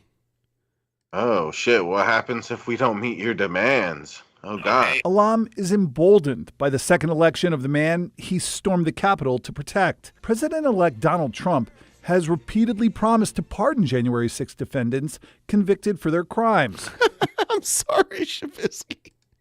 Most recently in a post-election interview with NBC News. We're looking at it right now, most likely, yeah.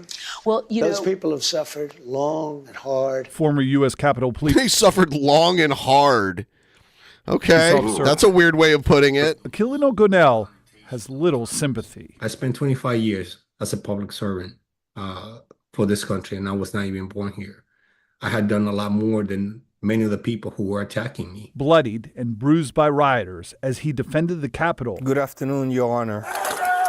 January 6th was a horrible day where I almost lost my life. Gonell has testified at dozens of January 6 sentencings. What message does it send if he does in fact pardon these people? It normalizes the type of behavior. Yes. It makes it acceptable. Yes. It's getting like a stamp of approval by the president. Yeah, like that guy demanding a pardon, you can tell that he doesn't regret what he did. Yeah, and he he's thinks it was crazy. justified. So he needs to, like, anyone that's willing to do the January 6th thing and that's still willing to, like, talk that way about it, they're crazy. Like, they need some sort of supervision because they're not fit to be in the general population of the world. Yeah. You know, but they are okay with that as long as they're the one doing the attacking. But defense attorneys representing people convicted and still charged with January 6 crimes call the DOJ's prosecution one of the most politically motivated of all time. They expect President-elect Trump to not only pardon people already convicted, but also instruct his new attorney general to shut down the roughly 300 prosecutions still ongoing. If the Trump Justice Department wants to bring this entire episode to a close, that doesn't mean, following through and pursuing the cases that have already been filed. It means bringing the episode to a close. And it's going to happen. It's going to happen. Northern Virginia's Zachary Alam expects to be among those set free. And what will you do when you are released from prison? Well, I mean, that's just for me to know and you to find out. Eric What a Clapp, cunt, man. USA 9. Don't let this guy out. Already 2 federal judges have ruled in favor of delaying January 6th. I mean, yeah, I don't know. I don't know. That's something. We'll see. Here's Congress certifying Trump's win. Well, as we take a live look over Capitol Hill tonight, Congress certified President-elect Trump's election win this afternoon without incident.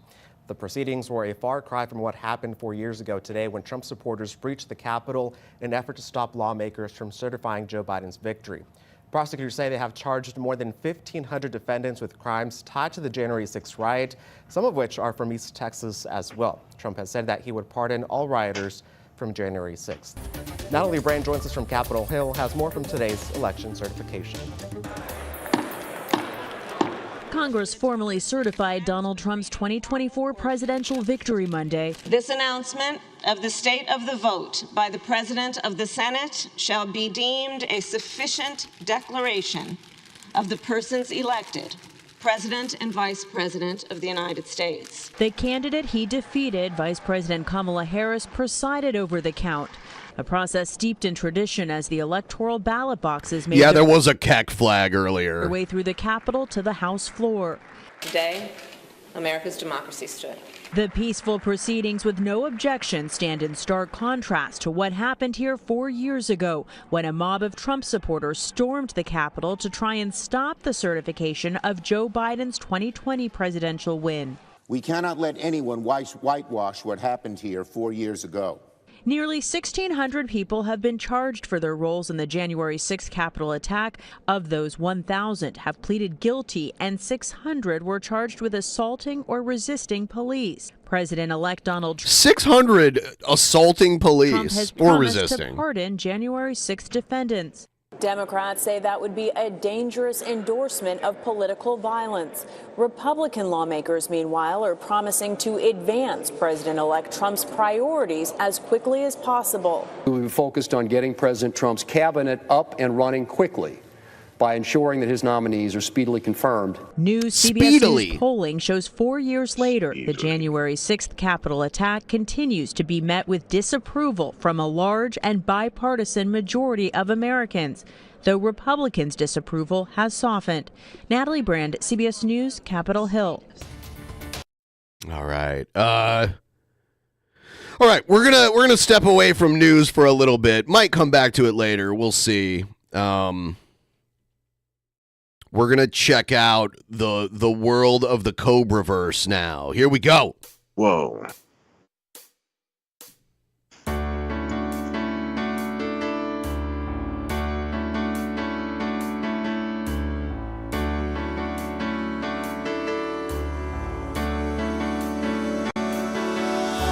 Somewhere in the world today, men have got to stand up strong. Face the truth about themselves to understand what went wrong. I know we can find a way. I know we can find a way. I know we can find a way. Stand up. It's amazing. Stand up. It's amazing. Stand up.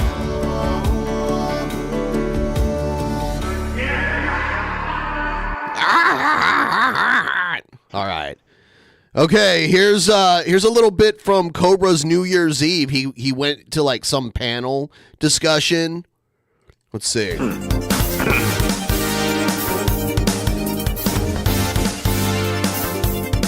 Sounds like a video game. I think it is video game music. I told we've got what 11:15. I'm home on New Year's right now, so we're gonna have Josh come on and do a midnight kiss at 12. Oh. We'll be like this. Look at Jessica Boyle. Whoa, Jessica Boyle. Maybe like that. Dude, you gotta. Is it you? Is it you? Fuck Cyrax. He just comes in like, fuck Cyrax. Yeah. I didn't think it was you. You wankers. I think it was you, dude. I do know Cobra got sick for a little while and is just kind of coming out of it. Happy fucking New Year, dude. I'm in the future. I'm ahead of you right now. Doc, he's okay. Huh? What's up with Facebook on your computer? No idea, but it resolved itself. It resolved itself? All right. But you're on your phone, aren't you? Okay. Hold on.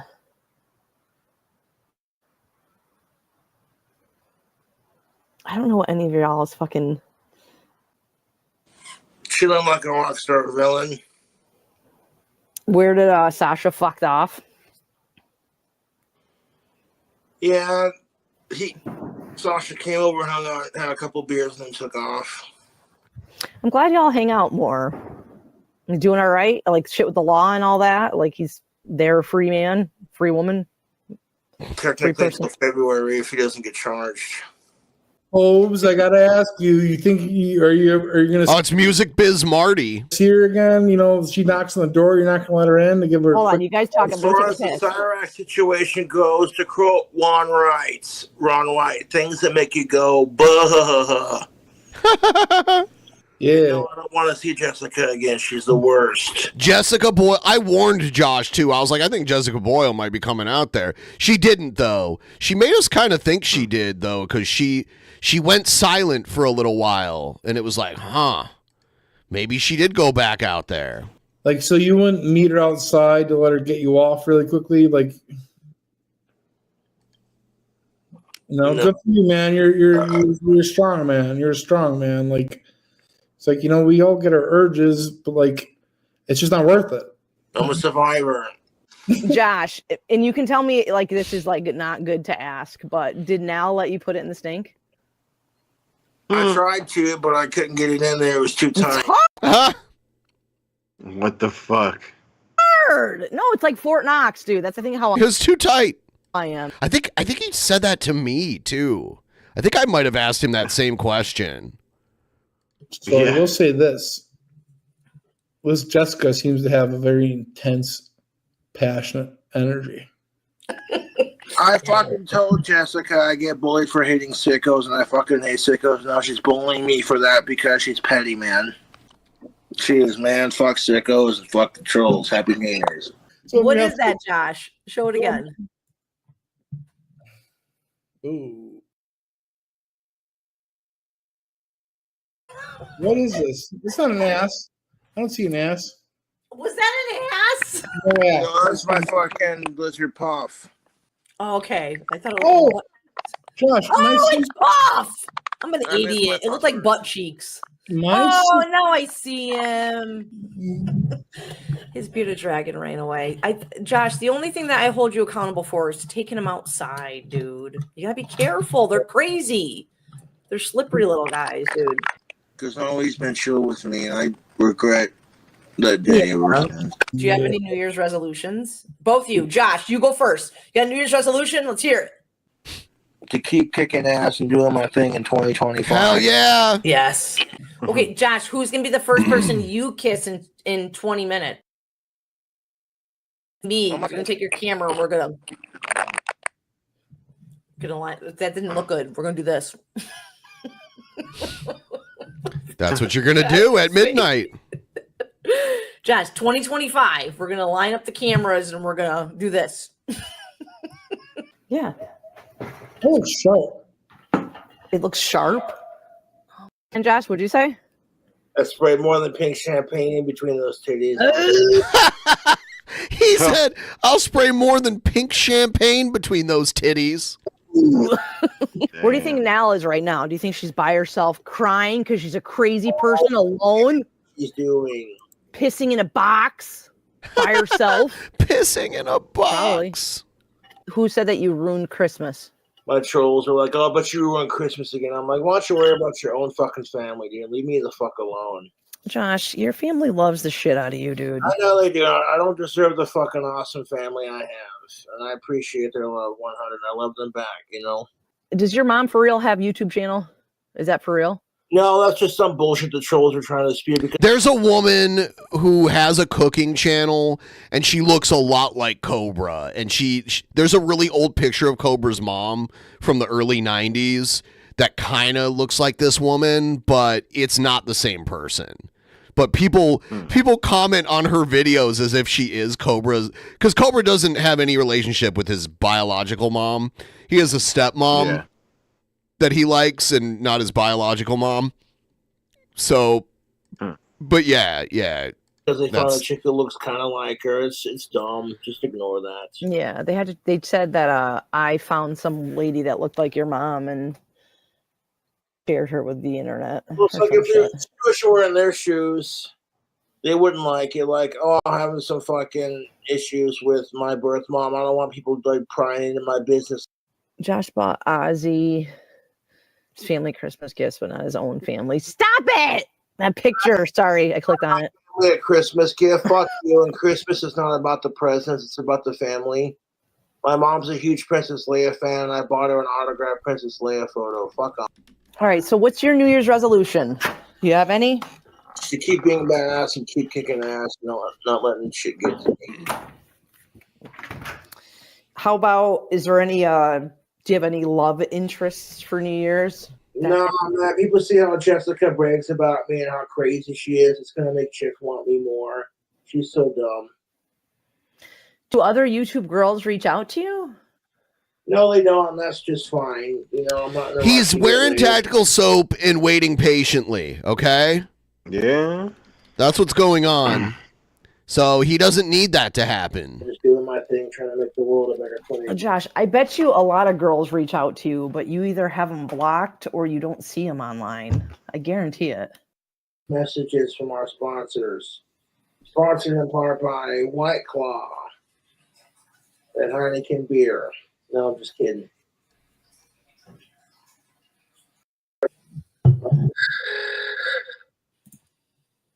I would, but it's like almost 12 o'clock my time, and I don't want to piss off my neighbors. Do you have neighbors that are super close to you? They're not super close, but like I prefer not to make noise, a whole lot of noise after like, especially at 11 o'clock. There you go. He's responsible, and he's not even sharing walls with people anymore. You know? Because he's not in an apartment. He's in a trailer. So he doesn't share walls with anybody. And kicks ass for making this video. Aruga. Oh man, what a sweet guy. Listen here, Megatron, right now. Fuck your pathetic stream bullshit. Noel is a fucking goddamn saint, dude. He's OG. He's been around for a long time. He's hardcore. Megatron, you're a mega douchebag. Go fuck yourself. All this shit you said about Cyrax applies to Josh. You're so cool, dude. Yeah, you're so cool. I love that, man. Like wildly different than Josh. Fuck Cyrax. I'm nothing like that piece of Yeah, yeah, Josh really hates Cyrax. Like super Fuck different, sickos. I got a dad who cares, and Megatron doesn't have a dad who gives a shit. His daddy. Do you even know what finger stuffs is? Do you even know what finger stuffs is in Megatron? No. Ban this guy. Mods, ban this guy. Ban this guy. Because that's the thing of it, Megatron. You have a horrible relationship with your dad, so talk all the shit you want. Me and my dad's relationship is type. Josh, where's Cool Taste? Do you talk to him? No, I don't. I heard some fucked up shit about him talking to minors, and I just don't associate with him anymore. And with his fucking grandfather molesting him, it doesn't surprise me. You gotta end the cycle, man. Oh my god! I just looked at my phone and a Cool Taste photo came up. What? I'm gonna be right back real quick. He's a sicko? Cool Taste is a sicko? That's what I heard, allegedly. And I'm like, fuck that. I don't know. Yeah, but you hear it from reputable. I don't know how reputable it is, but I'm like, dude, that's messed up. I don't want him to be a sicko. Sickos are the worst. Me, then just talk to me. It's not about fame. It's not about who's more able-bodied. It's about two brothers. Two dudes hanging out, drinking a beer, smoking a cigarette, smoking some weed, just chilling. Yep. What are you gonna do about this Jessica Cobes?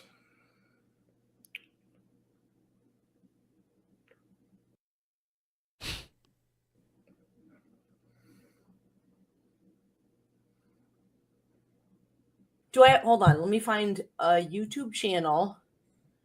I'm gonna find, what are you considered? What is your time zone? It's not central. Mountain time, Courtney. Oh, thank you. Oh, I'm Marty and sis smart. Mountain time. Mountain time. Yeah, I'm Is he wiping his nose? Smart guy. Oh, what's going on with him? Oh, here we go. What do we want? NBC New York? Fuck New York, Times sickos. Square? Nope. Update for Josh.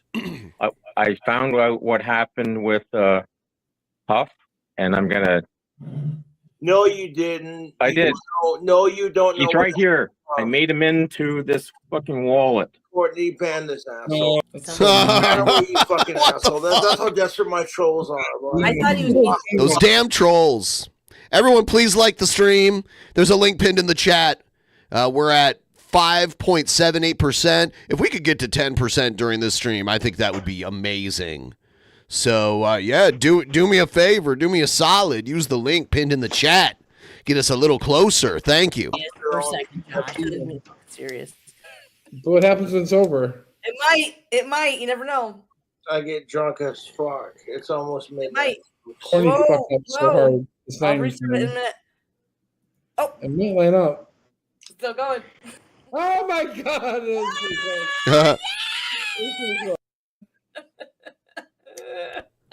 He's got to pop the cork. Why does no one care about Mountain Time? I don't know. It's not my fault. Sorry for you. Campaign for the New Year's, Mrs.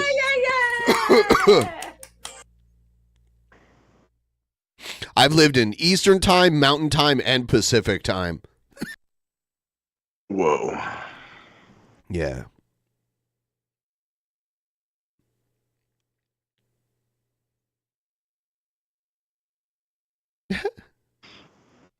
There we have it. That was Corbell when he was drinking. Yeah, he the Corbell Rosé, so it's like a pinkish reddish colored sparkling wine. Okay. Can we send Cobra? Can we send Oh, here. Cobra Ice some comics? The Rippaverse would love to have him. I don't think they would. I don't think so. But maybe. Here's the latest drink combo from Cobra. Greetings, Oh, fellow damn. YouTubers. We got some Rumpel 100%. I like Rumple Mints. It's like a peppermint schnapps, or is it spearmint schnapps? Something like that. Peppermint schnapps. Peppermint schnapps. This is 100 proof schnapps. It's delicious. Let's just put it out there. If you like, I do like peppermint it. Schnapps. This is one of the better ones in my opinion. It's a liqueur, so it's like very sweet, but it's minty too because it's like peppermint flavored. It's pretty good. It's got a strong bit of alcohol in it. Now, this drink combo is called a Cobra's Frostbite. I wanted to make a New Year's drink combo. Now, I had help polishing off this bottle from a friend of mine who should remain anonymous because they do not need any more harassment. How do you make it? You got the peppermint schnapps, Mountain Dew Voltage,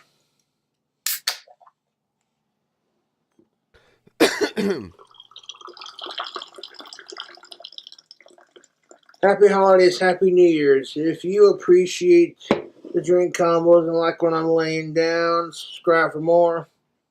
Fuck sickos, fuck trolls. Yeah.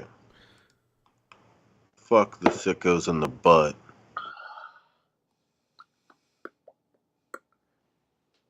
Okay, let me just say this, YouTube. If you've ever had the Rumple Mints 100 proof peppermint schnapps, you already know.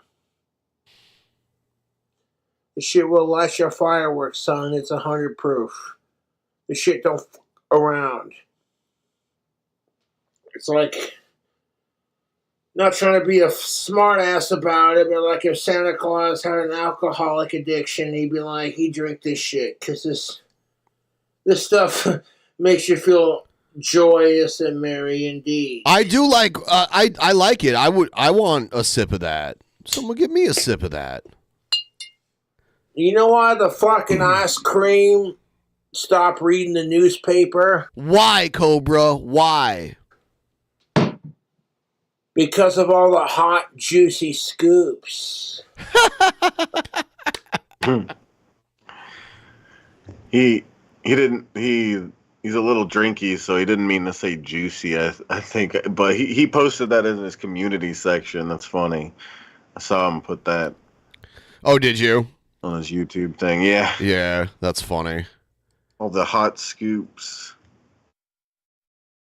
That is hilarious. The hot scoops. He's working his material, you know? He should hit the stand-up circuit eventually.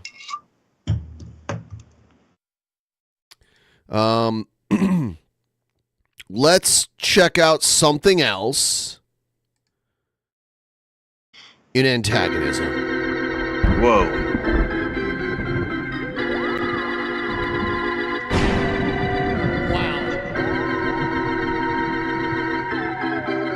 I should turn off that goddamn internet. Oh, don't touch me. Don't touch me. DP, are they going to touch me?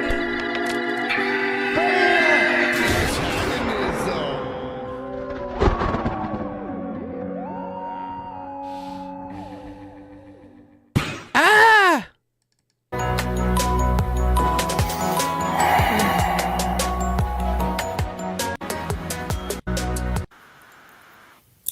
I don't know what that music was. And I can run downstairs. Yeah. What's going on, Trumpster Bob? Next door and grab me all the goddamn beer I want.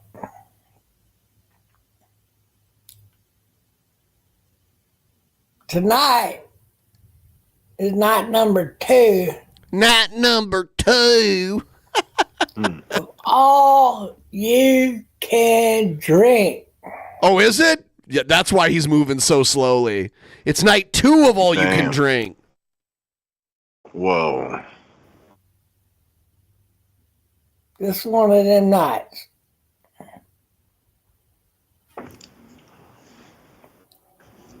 Tribute paid to T-Bob Love. T-Bob Love. All T-Bob Love can drink tonight. It's free.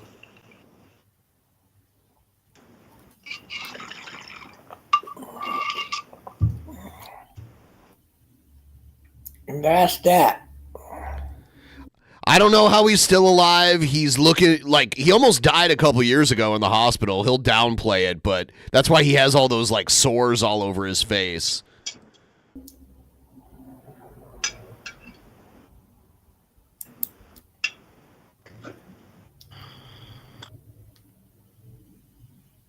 That's that, baby.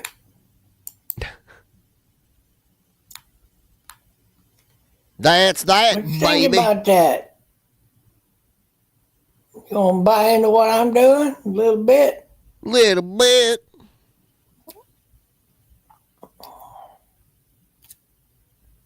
I might offer $300 payout. For what? What are you talking about? Buying into that payout might cost $300. He's not making any sense. Might cost $150. Might cost $50. But I can start offering payouts Okay. to people like, on the house,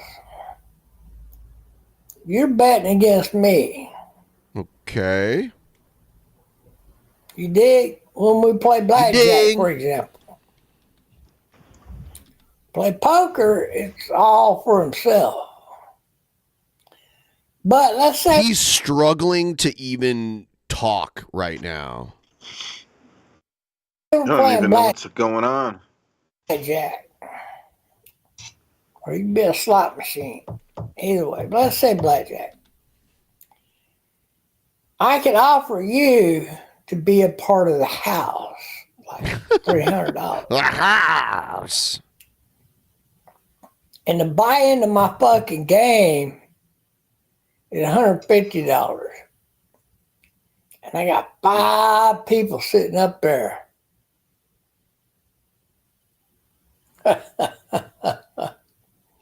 You dig how much money I'm dragging in for that one round of blackjack? Tell me, Bob. Tell me. I got 5 seats. I want to know if this is the. Hold on. Yeah, that's it. I'm dealing live, baby. Baby? Never see my face, but I'll be dialing live. Could be anybody dealing. Name my table could be Suicide Turkey. It don't matter. Whatever the fuck name of the website is, you'll go there. You'll play some blackjack.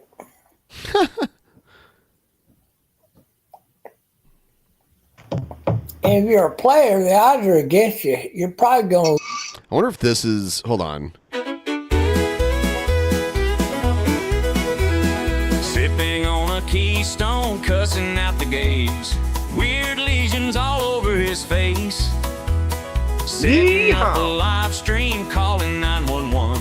You all know Trump is number one. Trumpster Bob, Trumpster Bob, sucking corn right off the cob. Trumpster Bob, Trumpster Bob, judging anus is his job. We're having a hoop nanny. Screaming at a chat room, calling people fags. That's the reason their rectum sags.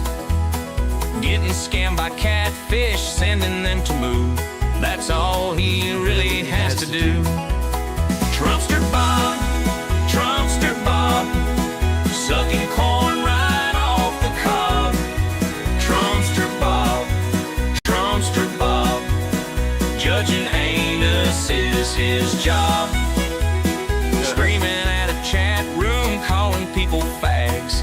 That's the reason their rectum sags. Getting scammed by catfish, sending them to move. That's all he really has to do. Trumpster Bob, sucking corn right off the cob. Trumpster Bob, judging anus is his job. Harry Brogan is a killer, Eliza is a man. T-Bob needs to tell you he does the best he can. Fiddle solo.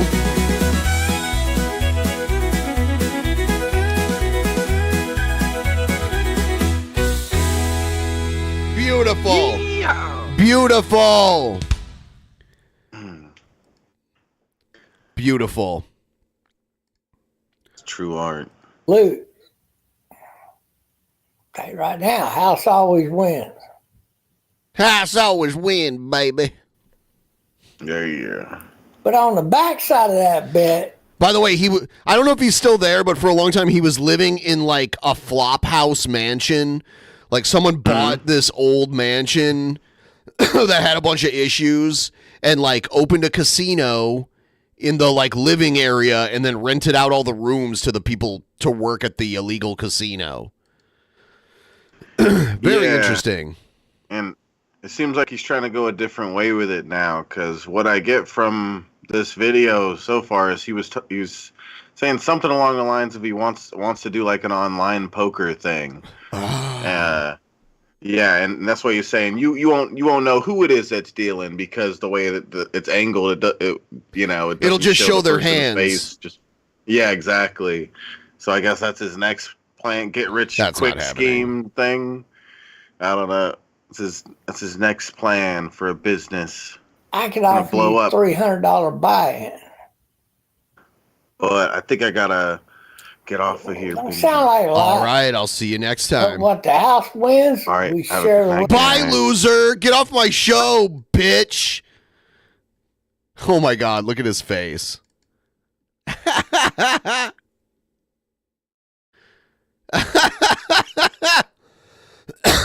Oh my God, hold on.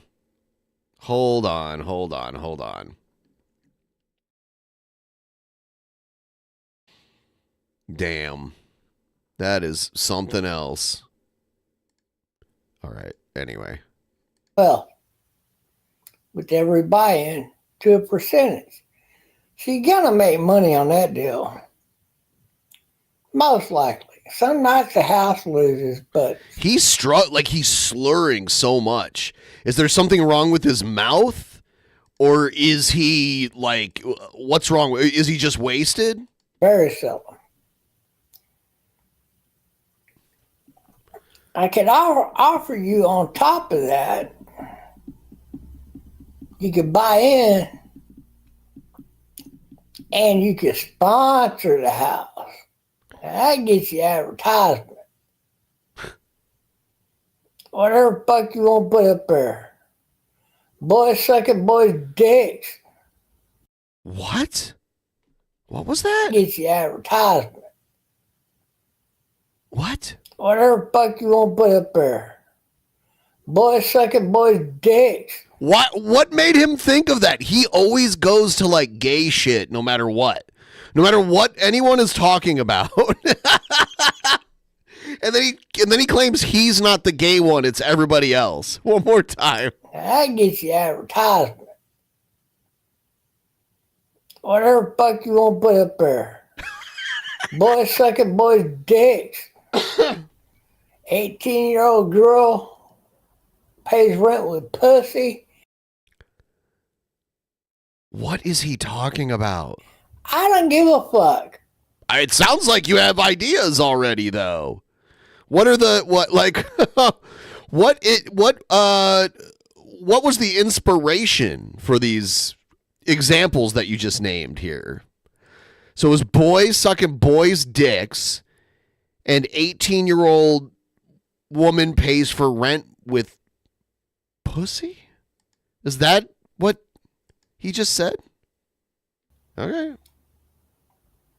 Hey, we sell burritos in Stockton, New Jersey for this much. Burritos in Stockton, New Jersey? Is that what he says? I don't care what the fuck you want to add to the advertisement. Okay. Hey, this is Jeffrey Epstein's Island number 2. Right there. Come see us. We got all you want. What? What did he just say? Jeffrey Epstein's Island number 2? You can come visit us. We got everything you want. Is that what he just said? Hey, this is Jeffrey Epstein's Island number 2.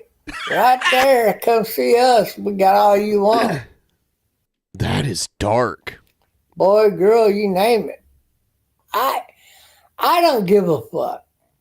What's your advertising? I think you want to advertise this stuff. Or you're hoping someone else advertises it for you. Not gonna be no Jeffrey Epstein bullshit. What? Not gonna have nothing illegal. Then what are you talking about? So it's gonna be legal. Is the gambling part legal? I don't think so. You can advertise where the fuck you want. I don't give a shit. But you're going to take a percentage of the wins and a percentage of the losses at that point. So you're a little up in the sticks if you want to donate $500 instead of $300. I love how he's working out this brilliant idea just all on his own in his mind. That's what's happening right now. To that business. To that business. You're investing money at that point. Okay. My point is, I can do whatever the fuck I want in that direction. And I just showed you the fucking tables and shit.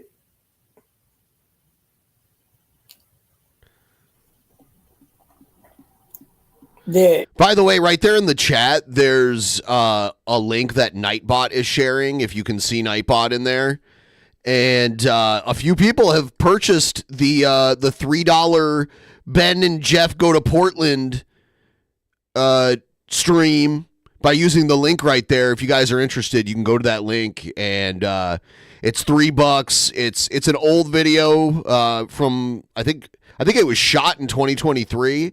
It's like 3.5 hours long. It's $3 available on Patreon, and you don't have to sign up for like a membership. You can just pay the $3 and get the video, and the video is just there indefinitely. So if you want to check it out, happening, baby. Baby. And I've already got side businesses set up. Like, this ain't shit. This be a new direction for me, but it'd be kind of pretty cool, you know. A lot more investment, less return, but constant return. He's an economic genius. And that's the upside of this business. See.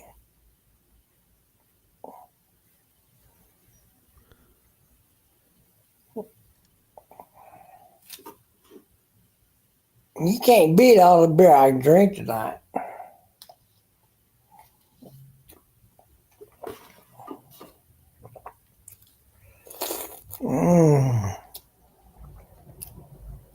Beer, baby. Shit, I'm worn out after walking all that distance. Gotta tell you. Respect his authority. Thank you, young RJ. Thank you. But got to see what, I'm kind of working on a little bit on the side there, There's always a good way to make money. And as long as you keep it legal, I'm operating under that permit over there, carries everything. You good to go, baby. Good to go. So bring it to me. What do you want to do? You invest your money. You tell me what you want to do. I'll get that permit and we'll do it. How about that? I'm a hell of an offering guy.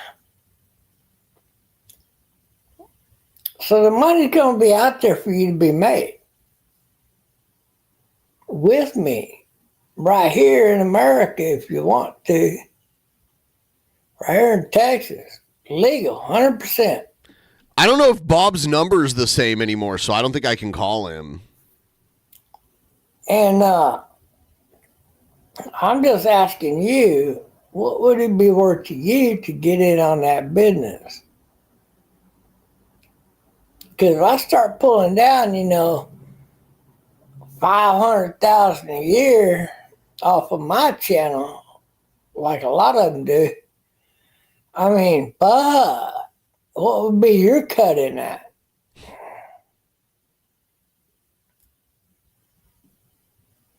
Yeah, now you start thinking, I should donate $500 to T-Bob Love right now. T-Bob Yeah, Love. you probably should. Because later on, I might count that as a little extra credit for you.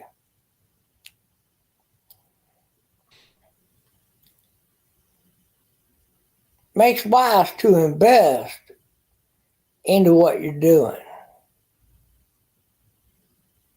That's what I'm telling you. Because no matter which way I go with this, I'm going to share you a cut. That's my good fortune that I could do that. Not even blink an eye. If it comes down to arguing, is that your 1% or my 1%, it's going to be your 1% every time. Okay. Unless I have a certain stake in the company now. If I'm keeping 51% stake of all of the company, well, you're not going to overcome that.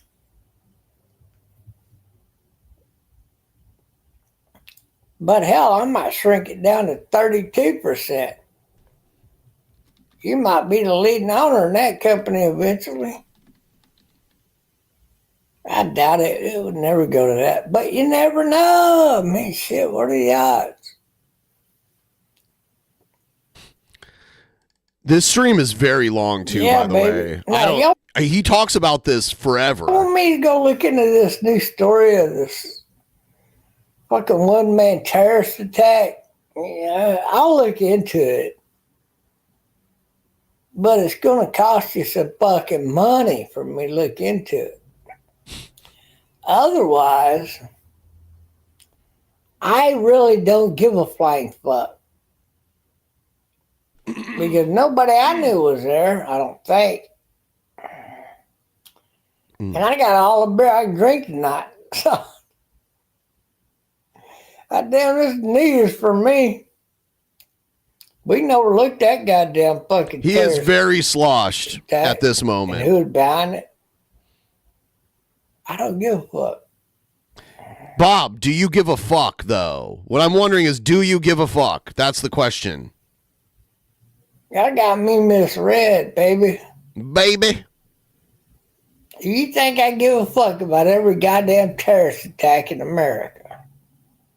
I don't know if you really give a fuck about anything. Because I don't. I'm not surprised. Because what floats my boat is money. And if I ain't got money, I ain't looking at that fucking puny story over there.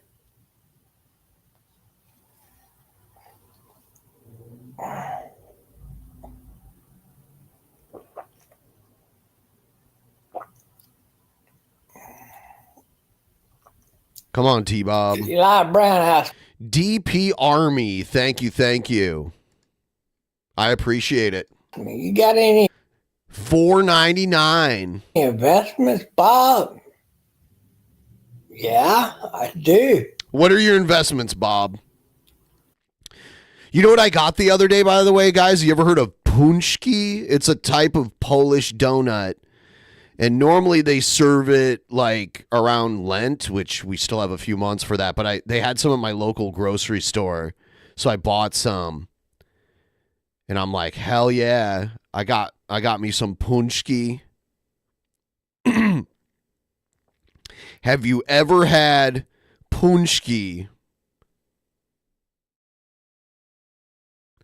Fat Thursday versus Fat Tuesday. So Punchki Day in America is Fat Tuesday. And then in Poland, it's Fat Thursday. That's weird.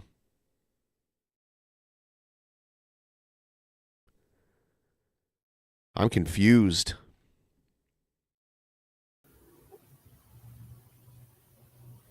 But here's the Gene buying me all that goddamn beer I could drink for the past 2 nights. Yes.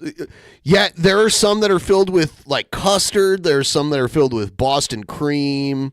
I've seen ones that are filled with cream cheese or like lemon filling or raspberry filling. It's really good. Like tonight, if I love how he drinks from a red Solo cup. walk downstairs, I'm bringing 2 or 3 of these upstairs. Good job, Bob. Full of beer.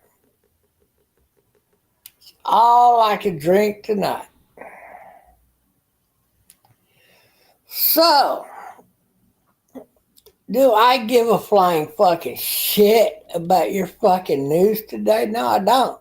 I don't give a flying fuck. There were 15 people murdered because some guy ran them all over intentionally. I mean, there's nothing I can do about it, but I give a fuck about it because that should not be happening.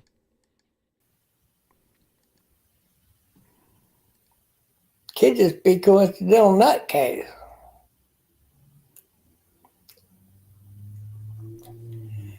But if you want me to look into that case, you're going to pay me $850.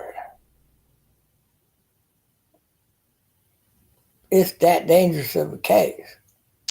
So if I told you 300, well, if 3 of you give me 300, I'll be making $50 profit. I'll look into that case. And I guarantee you the tip top of the information out of that, looking into that case. Like, you're going to know every goddamn thing. But isn't that worth $1,000 to you? $1,000 ain't nothing but a throw over there fucking bunch of money to you. Bunch of money to you. You better pay me my goddamn $850. I ain't looking into that case. I don't give a fuck about it. I'll be honest with you.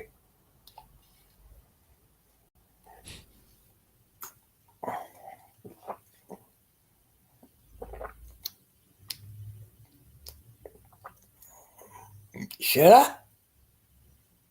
Is this news that the whole world should look into? Okay, good luck, guys. Go with that information.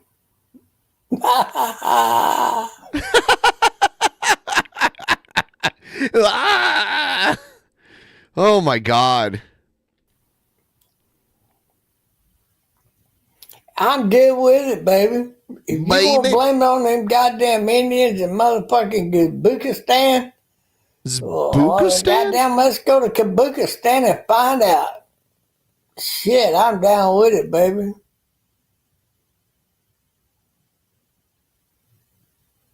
Them lying motherfuckers over there. Shit. If it goes to Kazakhstan or Kazakhstan, I don't... Kazakhstan? What the hell is Kazakhstan? What is Kombucha Stan? Kombucha Stan. Damn. There's no Kazakhstan, Bazooka Stan. I want to fucking hear the Kukistan. I don't want to fucking hear it. That's all bullshit. Tree I feel Fitty. with Thank you for the Tree Fitty. Also, though, please don't be shy to use Streamlabs because I would like to get a little further on the goal. I do realize like super chats are probably more convenient, so I'll never say no to those. But Streamlabs absolutely better. No. Don't. I'm not scolding you, so don't feel bad about it. I'm just saying Streamlabs is like. I wish that Streamlabs would like calculate the super chats and like do the math to like take the 30% out and then add that to the goal, but I guess it's not that sophisticated, and I'm not going to sit there and do the math. So F mainstream media.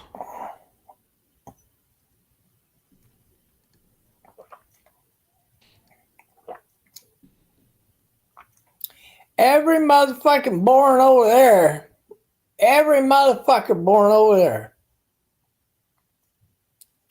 is into the game of how much can I milk this money for? This money. And they'll sell you whatever the fuck you want to buy.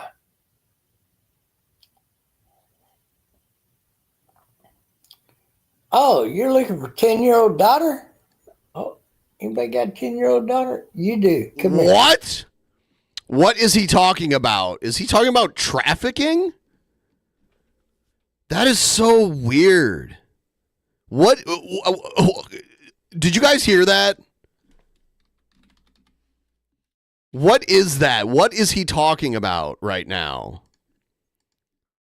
This is sicko shit. He needs to like... yeah, he needs to like delete this stream. Right? Here's the daughter. How much do you want to pay? Oh no, you gotta pay at least that much. You gonna pay double that? What the fuck you want to do with that little girl? That's Kazakhstan. Kazakhstan. And America was fighting for the Kazakhstans because we were against Russia. So we armed them motherfuckers up, helped them out a lot. Why? Because they stand for fucking 10-year-old little girls in the ass. Kind of shit. It's disgusting. But I'm just saying, y'all voted for it. So don't come blame me for your goddamn vote. You voted for this shit. What did we vote for? I don't think I voted for this. What like when was this on the ballot? What is this? You voted for Obama. You voted for goddamn fucking You can't remember the current president's name? Epstein's Island. Oh, that was on the ballot? We voted for it. We voted for it. I don't know what he's talking about. I don't understand what he's talking about, and it's getting dark now. We voted for Epstein's Island and shit.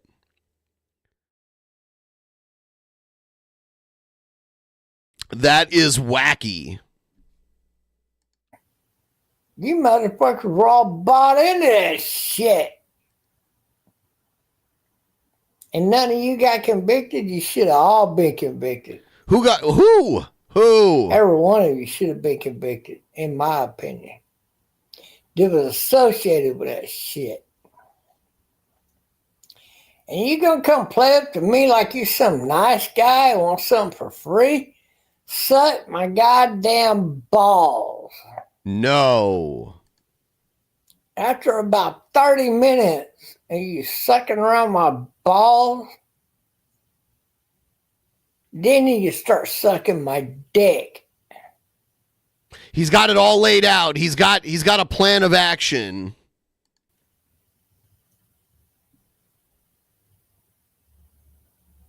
You dig? Oh, I wasn't talking about one of you. I was talking about two of you at a time. Two of you at a time. I'm gonna slave over my fucking dick and balls. Let me tell you. all the way around and then some. This is Trumpster Bob, and he's insane, and I'm reacting to him. And you want me to go do some work for you? No, I don't want you to do any work for what? me. What purpose? Why do you want me to go look into this story for you? Who are you talking to, Bob? I don't give a fuck. Who are you talking to here? Like, who is this a message for? Fucking bombing. Cuckoo over there. And I gotta go look into that bullshit. Fuck. No, man. God damn. Fuck.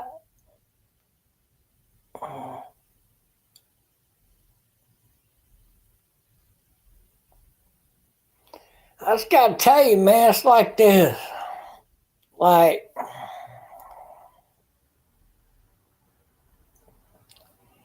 bitch, if you want me to play, you gotta pay. And that's the bottom line. If you can't pay, I'm not gonna play. Because I unequal the odds. I unequal the odds. When you bring my opinion into a topic, that topic is signed, sealed, and delivered. That's not fair to the left. They don't like the truth and the facts. They hate the truth and the facts over on the left. They hate it. Ideology. Which truth and facts do they hate on the left? They hate. And you want me to go look into this video? Who are you talking to, Bob? Who wants you to look into a video? I'm not sure who you're addressing here. So I could go against the people you don't agree with? Which would probably be the case.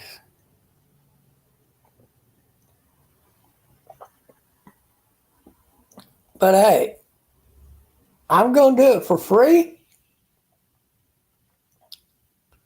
Nah. I'll pass.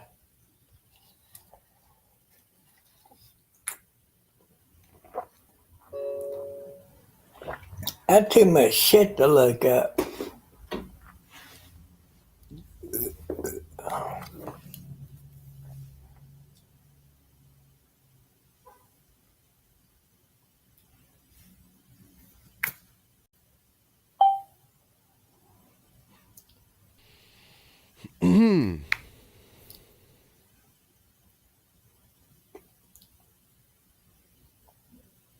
Okay, now he's distracted. He's going to watch the quartering? Crossing the edge. Is that who he's talking to? Is this video directed to the quartering? Cheers to you. Cheers to Todd. Cheers to you. Goddamn, Harry Brogan is watching my live stream. Y'all believe that shit? He hates Harry Brogan. He believes Harry Brogan is like a mass murderer, like a serial killer. You fucking bastard. She got anything to say about all this. Guarantee you, she don't give a shit about none of it. Who's he calling? She just don't. And you guys are worried about this over here, that over there. The fuck? Ain't nobody spending money that way. Does T-Bob work for Aegon Chalakian? You gotta look at the direction that people spending money in. That's what you gotta do. And you gotta look at the places that money being made and nobody's looking in. That's where you put your investment money. Best dollar on the return, baby. Aegon Count Choclian. Count Choculin. Mary, I'm sleeping right now. Okay. They're like, oh, fuck, Bob's calling me. Better not answer. Be a scared little chicky-doo. Chicky-doo. Here I am, Maurice. Come talk to me. You're a chicky-doo. You chicken shit podcaster. Oh. That's what Maurice Duck is. He's a chicken shit podcaster. How dare he fired back, be a I'm gonna fire chicken back. shit podcaster? Maurice Duck, not one link piece of shit podcaster. He's not a 2-link piece of shit podcaster. See, we piling these turds into links. Maurice Duck is not a 3-time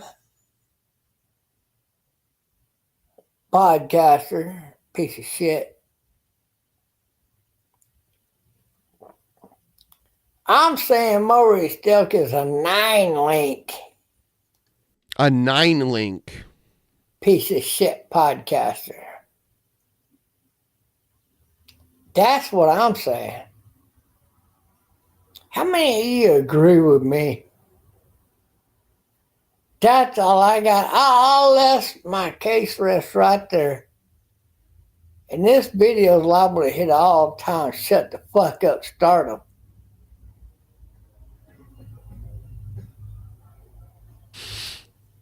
Because now I know that I'm making Maurice Duck famous. I showed you the numbers. He ain't doing it. He don't have the numbers. He doesn't have the numbers. And T-Bob makes people, all right? He makes people, he breaks people.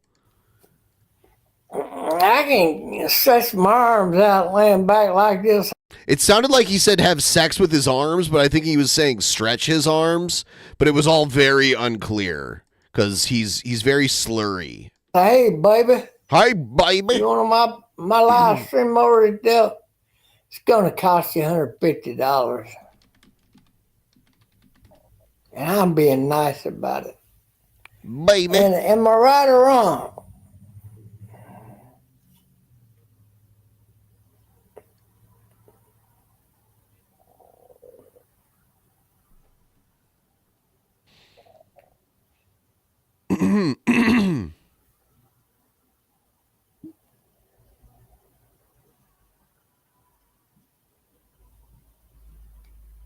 Okay, we got Mr. Healthy Penguin here today.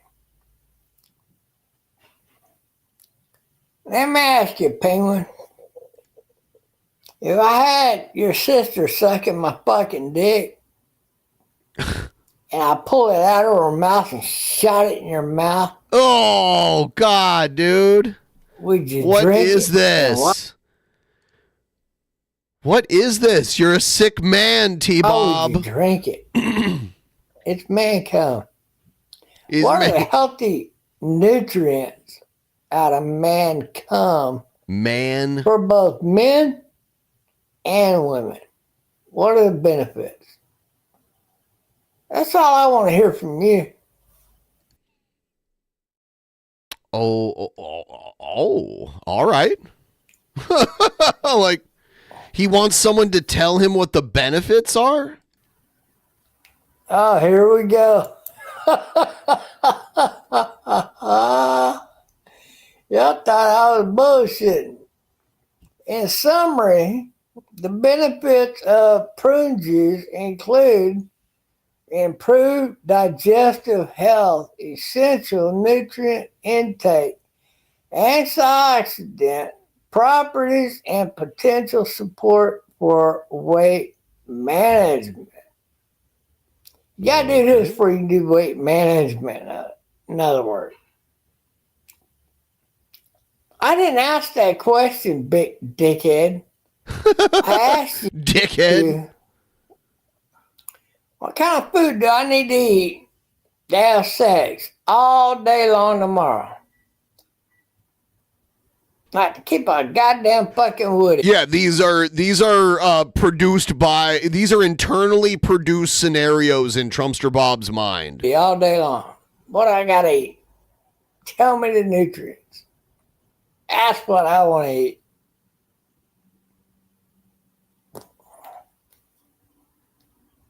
What do you want to eat,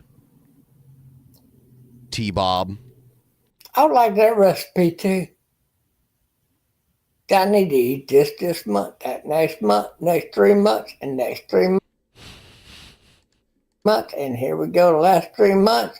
And then I got to eat this, and that on the last. Everyone, if you're interested in helping us meet the goal, I would kindly ask if you would be so kind as to use the link in the top of the chat. Thank you so much. Thank you. Bing, motherfucker, I'm there. Just tell me your fucking recipe.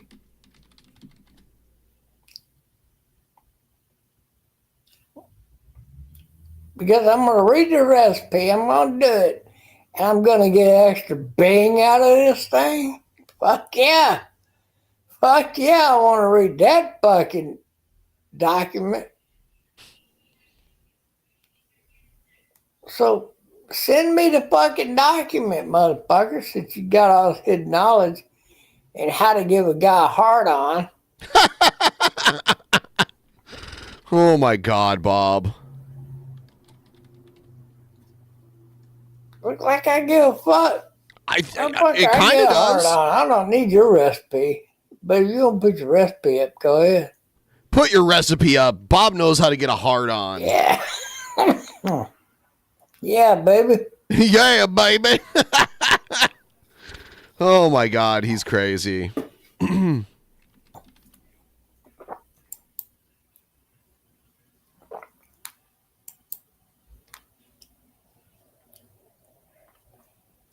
The Penguin 72 quit posting. I don't know why. They got a fucking secret to sell they don't want to let out. Fuck them. Whatever. Bye-bye. I ain't give a fuck.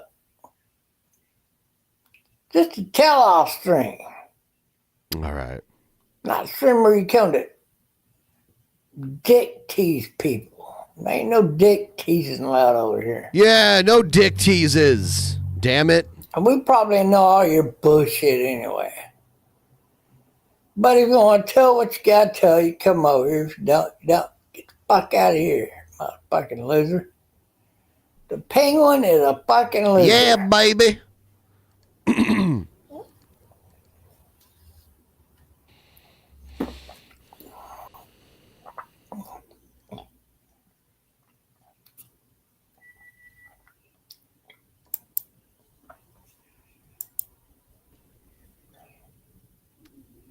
You running out of steam, T-Bob?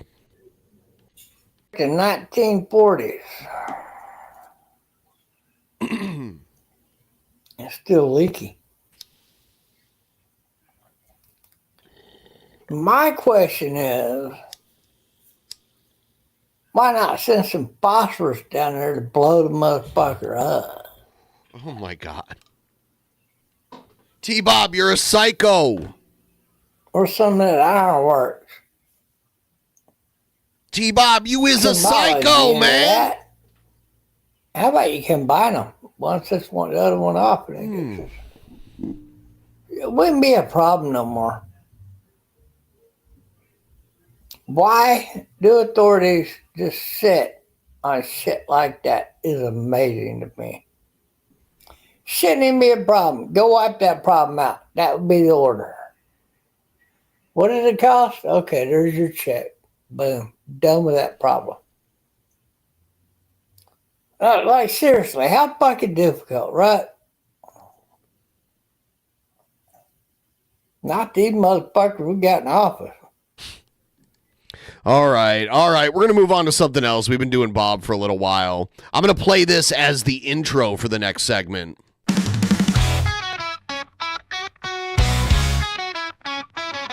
I'm an incel, mindfulness shit. I'm a Christian, and I have repentance. I'm a Buddhist, and I wear no clothes. I'm a pedo, and I think that shows. I'm Jared Genesis.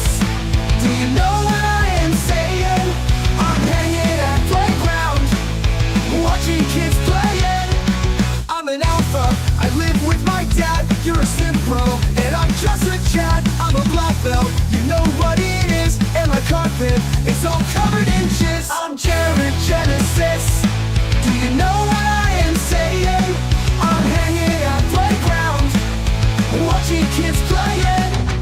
I'm an alpha, I live with my dad. You're a synth bro, and I'm just a Chad. I'm a black belt, you know what it is. And my carpet is all covered in jizz. I'm Jared Genesis. Do you know what I am saying? I'm hanging at playground, watching kids playing.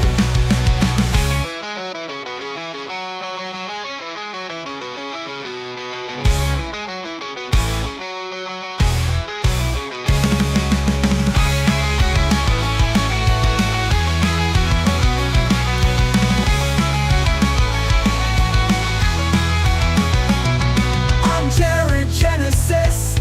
Do you know what I am saying?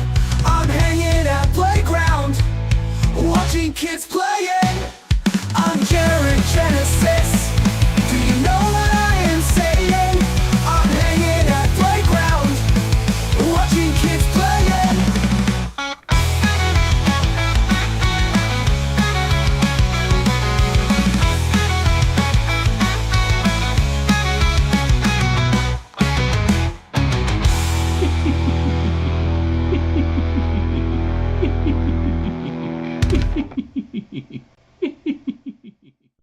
All right, yeah. I just saw that. It's funny because Jared's always really delayed with his videos. And this video came out yesterday, but it's a Happy New Year video.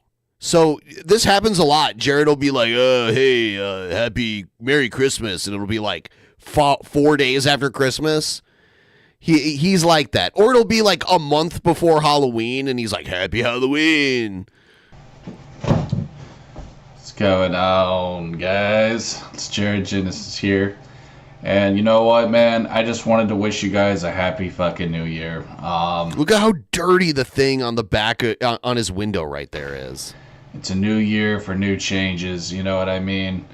Fuck it, bro. I just wanted to make this video because I just want to try to spread some positivity, bro, because I know we're in dark times right now. So you've been saying I'm this just trying forever. to do everything I can to like be motivational. I do feel like if his hands are all dirty and he just wipes his dirty hands all over it. I don't know. I don't know how something gets that dirty. To help people who are worth helping, because lest we forget, there are some people in the world who simply are not worth helping, who cannot be helped, and these people are... This is not positive what he's saying right here. He's already being negative and saying some people just can't be helped. Known as a narcissist. Oh, yeah. Jared loves to throw around the psychobabble. Oh, you're a narcissist, bro. Okay, I'm not going to get into my trolls or anything like that, but these kinds of people, unfortunately, they have to be taught lessons by the universe in order to change. Kind of like A Christmas Carol, you know? Bob Cratchit, he really was the not Cratchit, but fucking Ebenezer Scrooge. He was a typical narcissist, bro. He only cared about himself, you know. And so God decided, well, you know what? I'm gonna scare the shit out of you, and maybe that's the only way you'll fucking change. And God was right. God?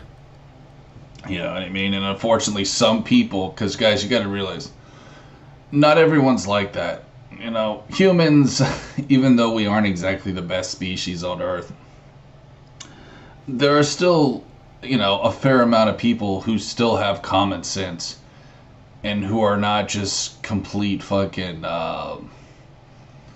know what I'm saying, just selfish morons, for lack of a better word.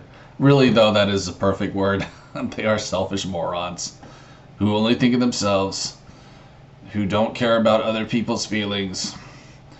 You know, you don't have to care about everybody's feelings all the time, but you probably should with some people, like the people closest to you. Guys, I'm telling you, like, if you have toxic people in your life, just cut them off, dude. That is the best advice I can give you for the new year, is cut those toxic people out, dude. They're no good for you. They're never going to be any good for you. You know, and I'm talking about fucking family too, you know? Dude, your family could cut you. You're the toxic person in your family's life. And if they cut you out, you'd have nowhere to go. So I don't know why you're saying this. This is ridiculous. It's unfortunate it has to be like that. But guys. So yeah, you're the I like how he's encouraging people to do this when he's the one in his family's life. I'm telling you, some of the most toxic people you know probably are part of your family. Unfortunately, that's just how it is, dude. Well, I mean, the people in your family are kind of the first person you meet in your lifetime. I got some toxic ass motherfuckers in my family, I'll tell you that much. You just gotta cut them out, dude. And the universe will bless you for it. God will bless you. I just say the fucking universe, like fuck that shit. I think I'm getting a little bit too new age for my own good. I realized that here lately, watching a lot of these new age motherfuckers on here, like, you know, calling God the universe. I'm not gonna do that anymore either. I mean, God is really like in his own fucking realm. You know what I mean? Like, I won't get into it. I don't know if his parents will ever cut him off. I think they'll just pass eventually, like everyone does. And I don't know what'll happen to him then. We used to always say, oh, he'll inherit the house, but sources indicate that his house is for sale. I don't know if that's true or not. Too much, but the way I basically see it is this, like, the realm of God is probably like a fucking Tool video. It's probably something so mind-blowing. It's like a Tool video? Wow, that's such a weird way to think of heaven in the realm of God. Because Tool videos are kind of creepy and, you know, weird, like surreal type videos, like for sober. That like your head would explode if you saw it right now. But I think some people can actually visit that realm, like through really, really strong meditation. And of course through drugs. But you don't necessarily need drugs to get that spiritual connection. I think that's just a cheap way of doing it, honestly. I think stuff like yoga and meditation are really the best ways to connect to the... His dad did lay down the law, but then got softened up, and I don't know if it's because his dad has issues or what. But his dad did go, like, you're not using the internet anymore, and cut him off the internet, but he eventually finagled his way back into it, right? Vibe. And that's something that I'm going to practice this year, too. I don't know if I'm going to really do yoga. Because my body just sucks. I can't stand still because of my bloating issue, like in bending and stuff. Take Prilosec OTC, Jared. That's how you get rid of bloating. Or something else like that. Like that. But, you know, I will keep taking care of my health. You don't. And, you know, meditating and stuff like that. I find it hard to believe Jared can meditate. Because to, like... in order to meditate, you have to be able to relax and sit still and kind of clear your mind. There's different techniques to clear your mind when you meditate. Like some people use a mantra. Some people just like focus on their breathing. There's different ways of doing it, but I don't think Jared can do that. I don't think Jared has the discipline to sit still long enough to like empty his thoughts and just kind of be there. I don't think he can do it. I don't believe he meditates. He probably does something. It's kind of like how he swears he works out all the time. And I really want to deepen my spiritual fucking... Your spiritual fucking? God. That's really what I want to do more than anything. Hey, I have fallen asleep while trying to meditate before. Because I got so relaxed, I did just fall asleep. It's definitely something that happens. You know, I know a lot of motherfuckers just want to lose weight, but it's like, fuck that shit. I just want to get to know God better. That's what I want to do this year, bitch. And that's what I'm going to do. And I know it will improve my mental health as well. And I pray that you guys do the same. Like, listen, health and stuff like that is great. Don't get me wrong. But, you know, that's just something that's so easy to fall out of. You know what I mean? Like, you go to the gym, you lose a little bit of weight, but then you get bored of it and you just gain the weight back. You know, you stop exercising. But when it comes to developing a spiritual connection with God, that's something that I think when you get really deep into meditation, it's almost like sleep. You know? you'll never lose, bro. That to me is the best resolution anyone could have this coming year. I've never this year, been in I an need to say. isolation tank or like a float tank or anything like that. Deepen your connection with God, guys. Find a way to get closer to the divine. You know, maybe it's through a hobby, through art, through music. Enhance your spiritual life, guys, and you will be much happier. And I'll tell you something, man. You know, that's why my trolls are so miserable. Don't they say it like simulates the womb or something? That's what I've heard, but I've never tried it. Miserable. It's because it seems relaxing if the water's nice and warm. They're not spiritual people. They're atheists. And atheists are the most miserable sacks of shit you'll ever meet in your life. Like, they're just complete degenerate. And this guy is not on crack. He's not on any drugs. I think he did do drugs at one time. But I think he's just stupid. And who knows, maybe fried his brain somehow. I don't know. But he is very stupid. Unfortunately, these are the people who have to learn hard lessons in life because there's no helping them. I've tried helping them, and I see that they're not going to change. So let God take care of it. You know what I mean? I don't think it's really our job to be honest with you. I don't think it's our job to really help people like that. I really don't. I think it gets to a point when some people are just so toxic that really the best thing is just to pray for them. You shouldn't have to absorb their negative energy, you know, because I'll tell you guys something, bro. The narcissist will suck the life out of you, bro. It will. I don't even want to call it him or her. It's it was intentional. They're soulless people. They have nothing inside of them, guys. Cut negative people out of your life. Cut narcissists out of your life, dude. Make that your biggest resolution too. And guys, with that said, I hope you guys have a great one. Listen, man, you know, if health is your fucking destination for this year, I do wish you well with that. I would love to lose some weight too. Don't know if I will. But right now I'm just trying to, you know, increase my spiritual connection to God, my relationship with God. You know, as a Christian too, I know it's also important to read the Bible and things like that, but really I'm just trying to connect to the divine in a different way. I doubt Jared reads the Bible too. I think he's lying there also. I don't know if he's ever actually read the Bible. I don't think Jared can sit down and concentrate long enough to do that. I've read the Bible. I mean, I know the scripture, I know the word, but I'm trying to connect to God on a deeper level, basically. And, you know, I wanted to say too, I think fitness is a great way to do that as well. Well, yoga basically is fitness. I mean, you can actually burn a lot of calories doing yoga. For those of you who didn't know that, it actually is a great exercise.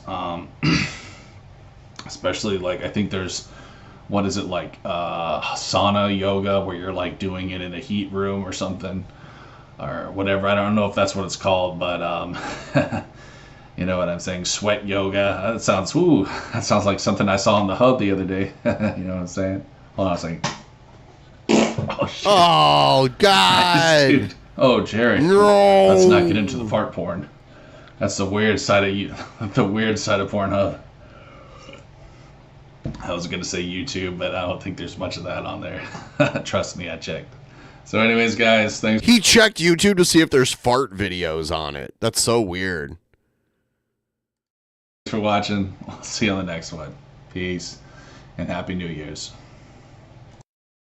There you have it. The Genesis himself wishing all of you Happy New Year about a week after New Year. What a slob. What a slob. So, I think I'm going to wrap this one up here. I appreciate all you guys for watching and hanging out and supporting the stream and everything. I am going to, you know, chill for a while here. I'll see you guys next time. We'll be back really soon. See you later. In the beginning, there was nothing. And then there was the Drunken Peasants Podcast. Drunken Peasants. Drunken Peasants. Drunken Peasants. Drunken Peasants. From the strangest corners of the internet, gonna get TP'd by Billy and Ben. You know where you can find them at. Get ready, cause they're gonna kick your Drunken Peasants. Drunken Peasants. Drunken Peasants. Drunken Peasants.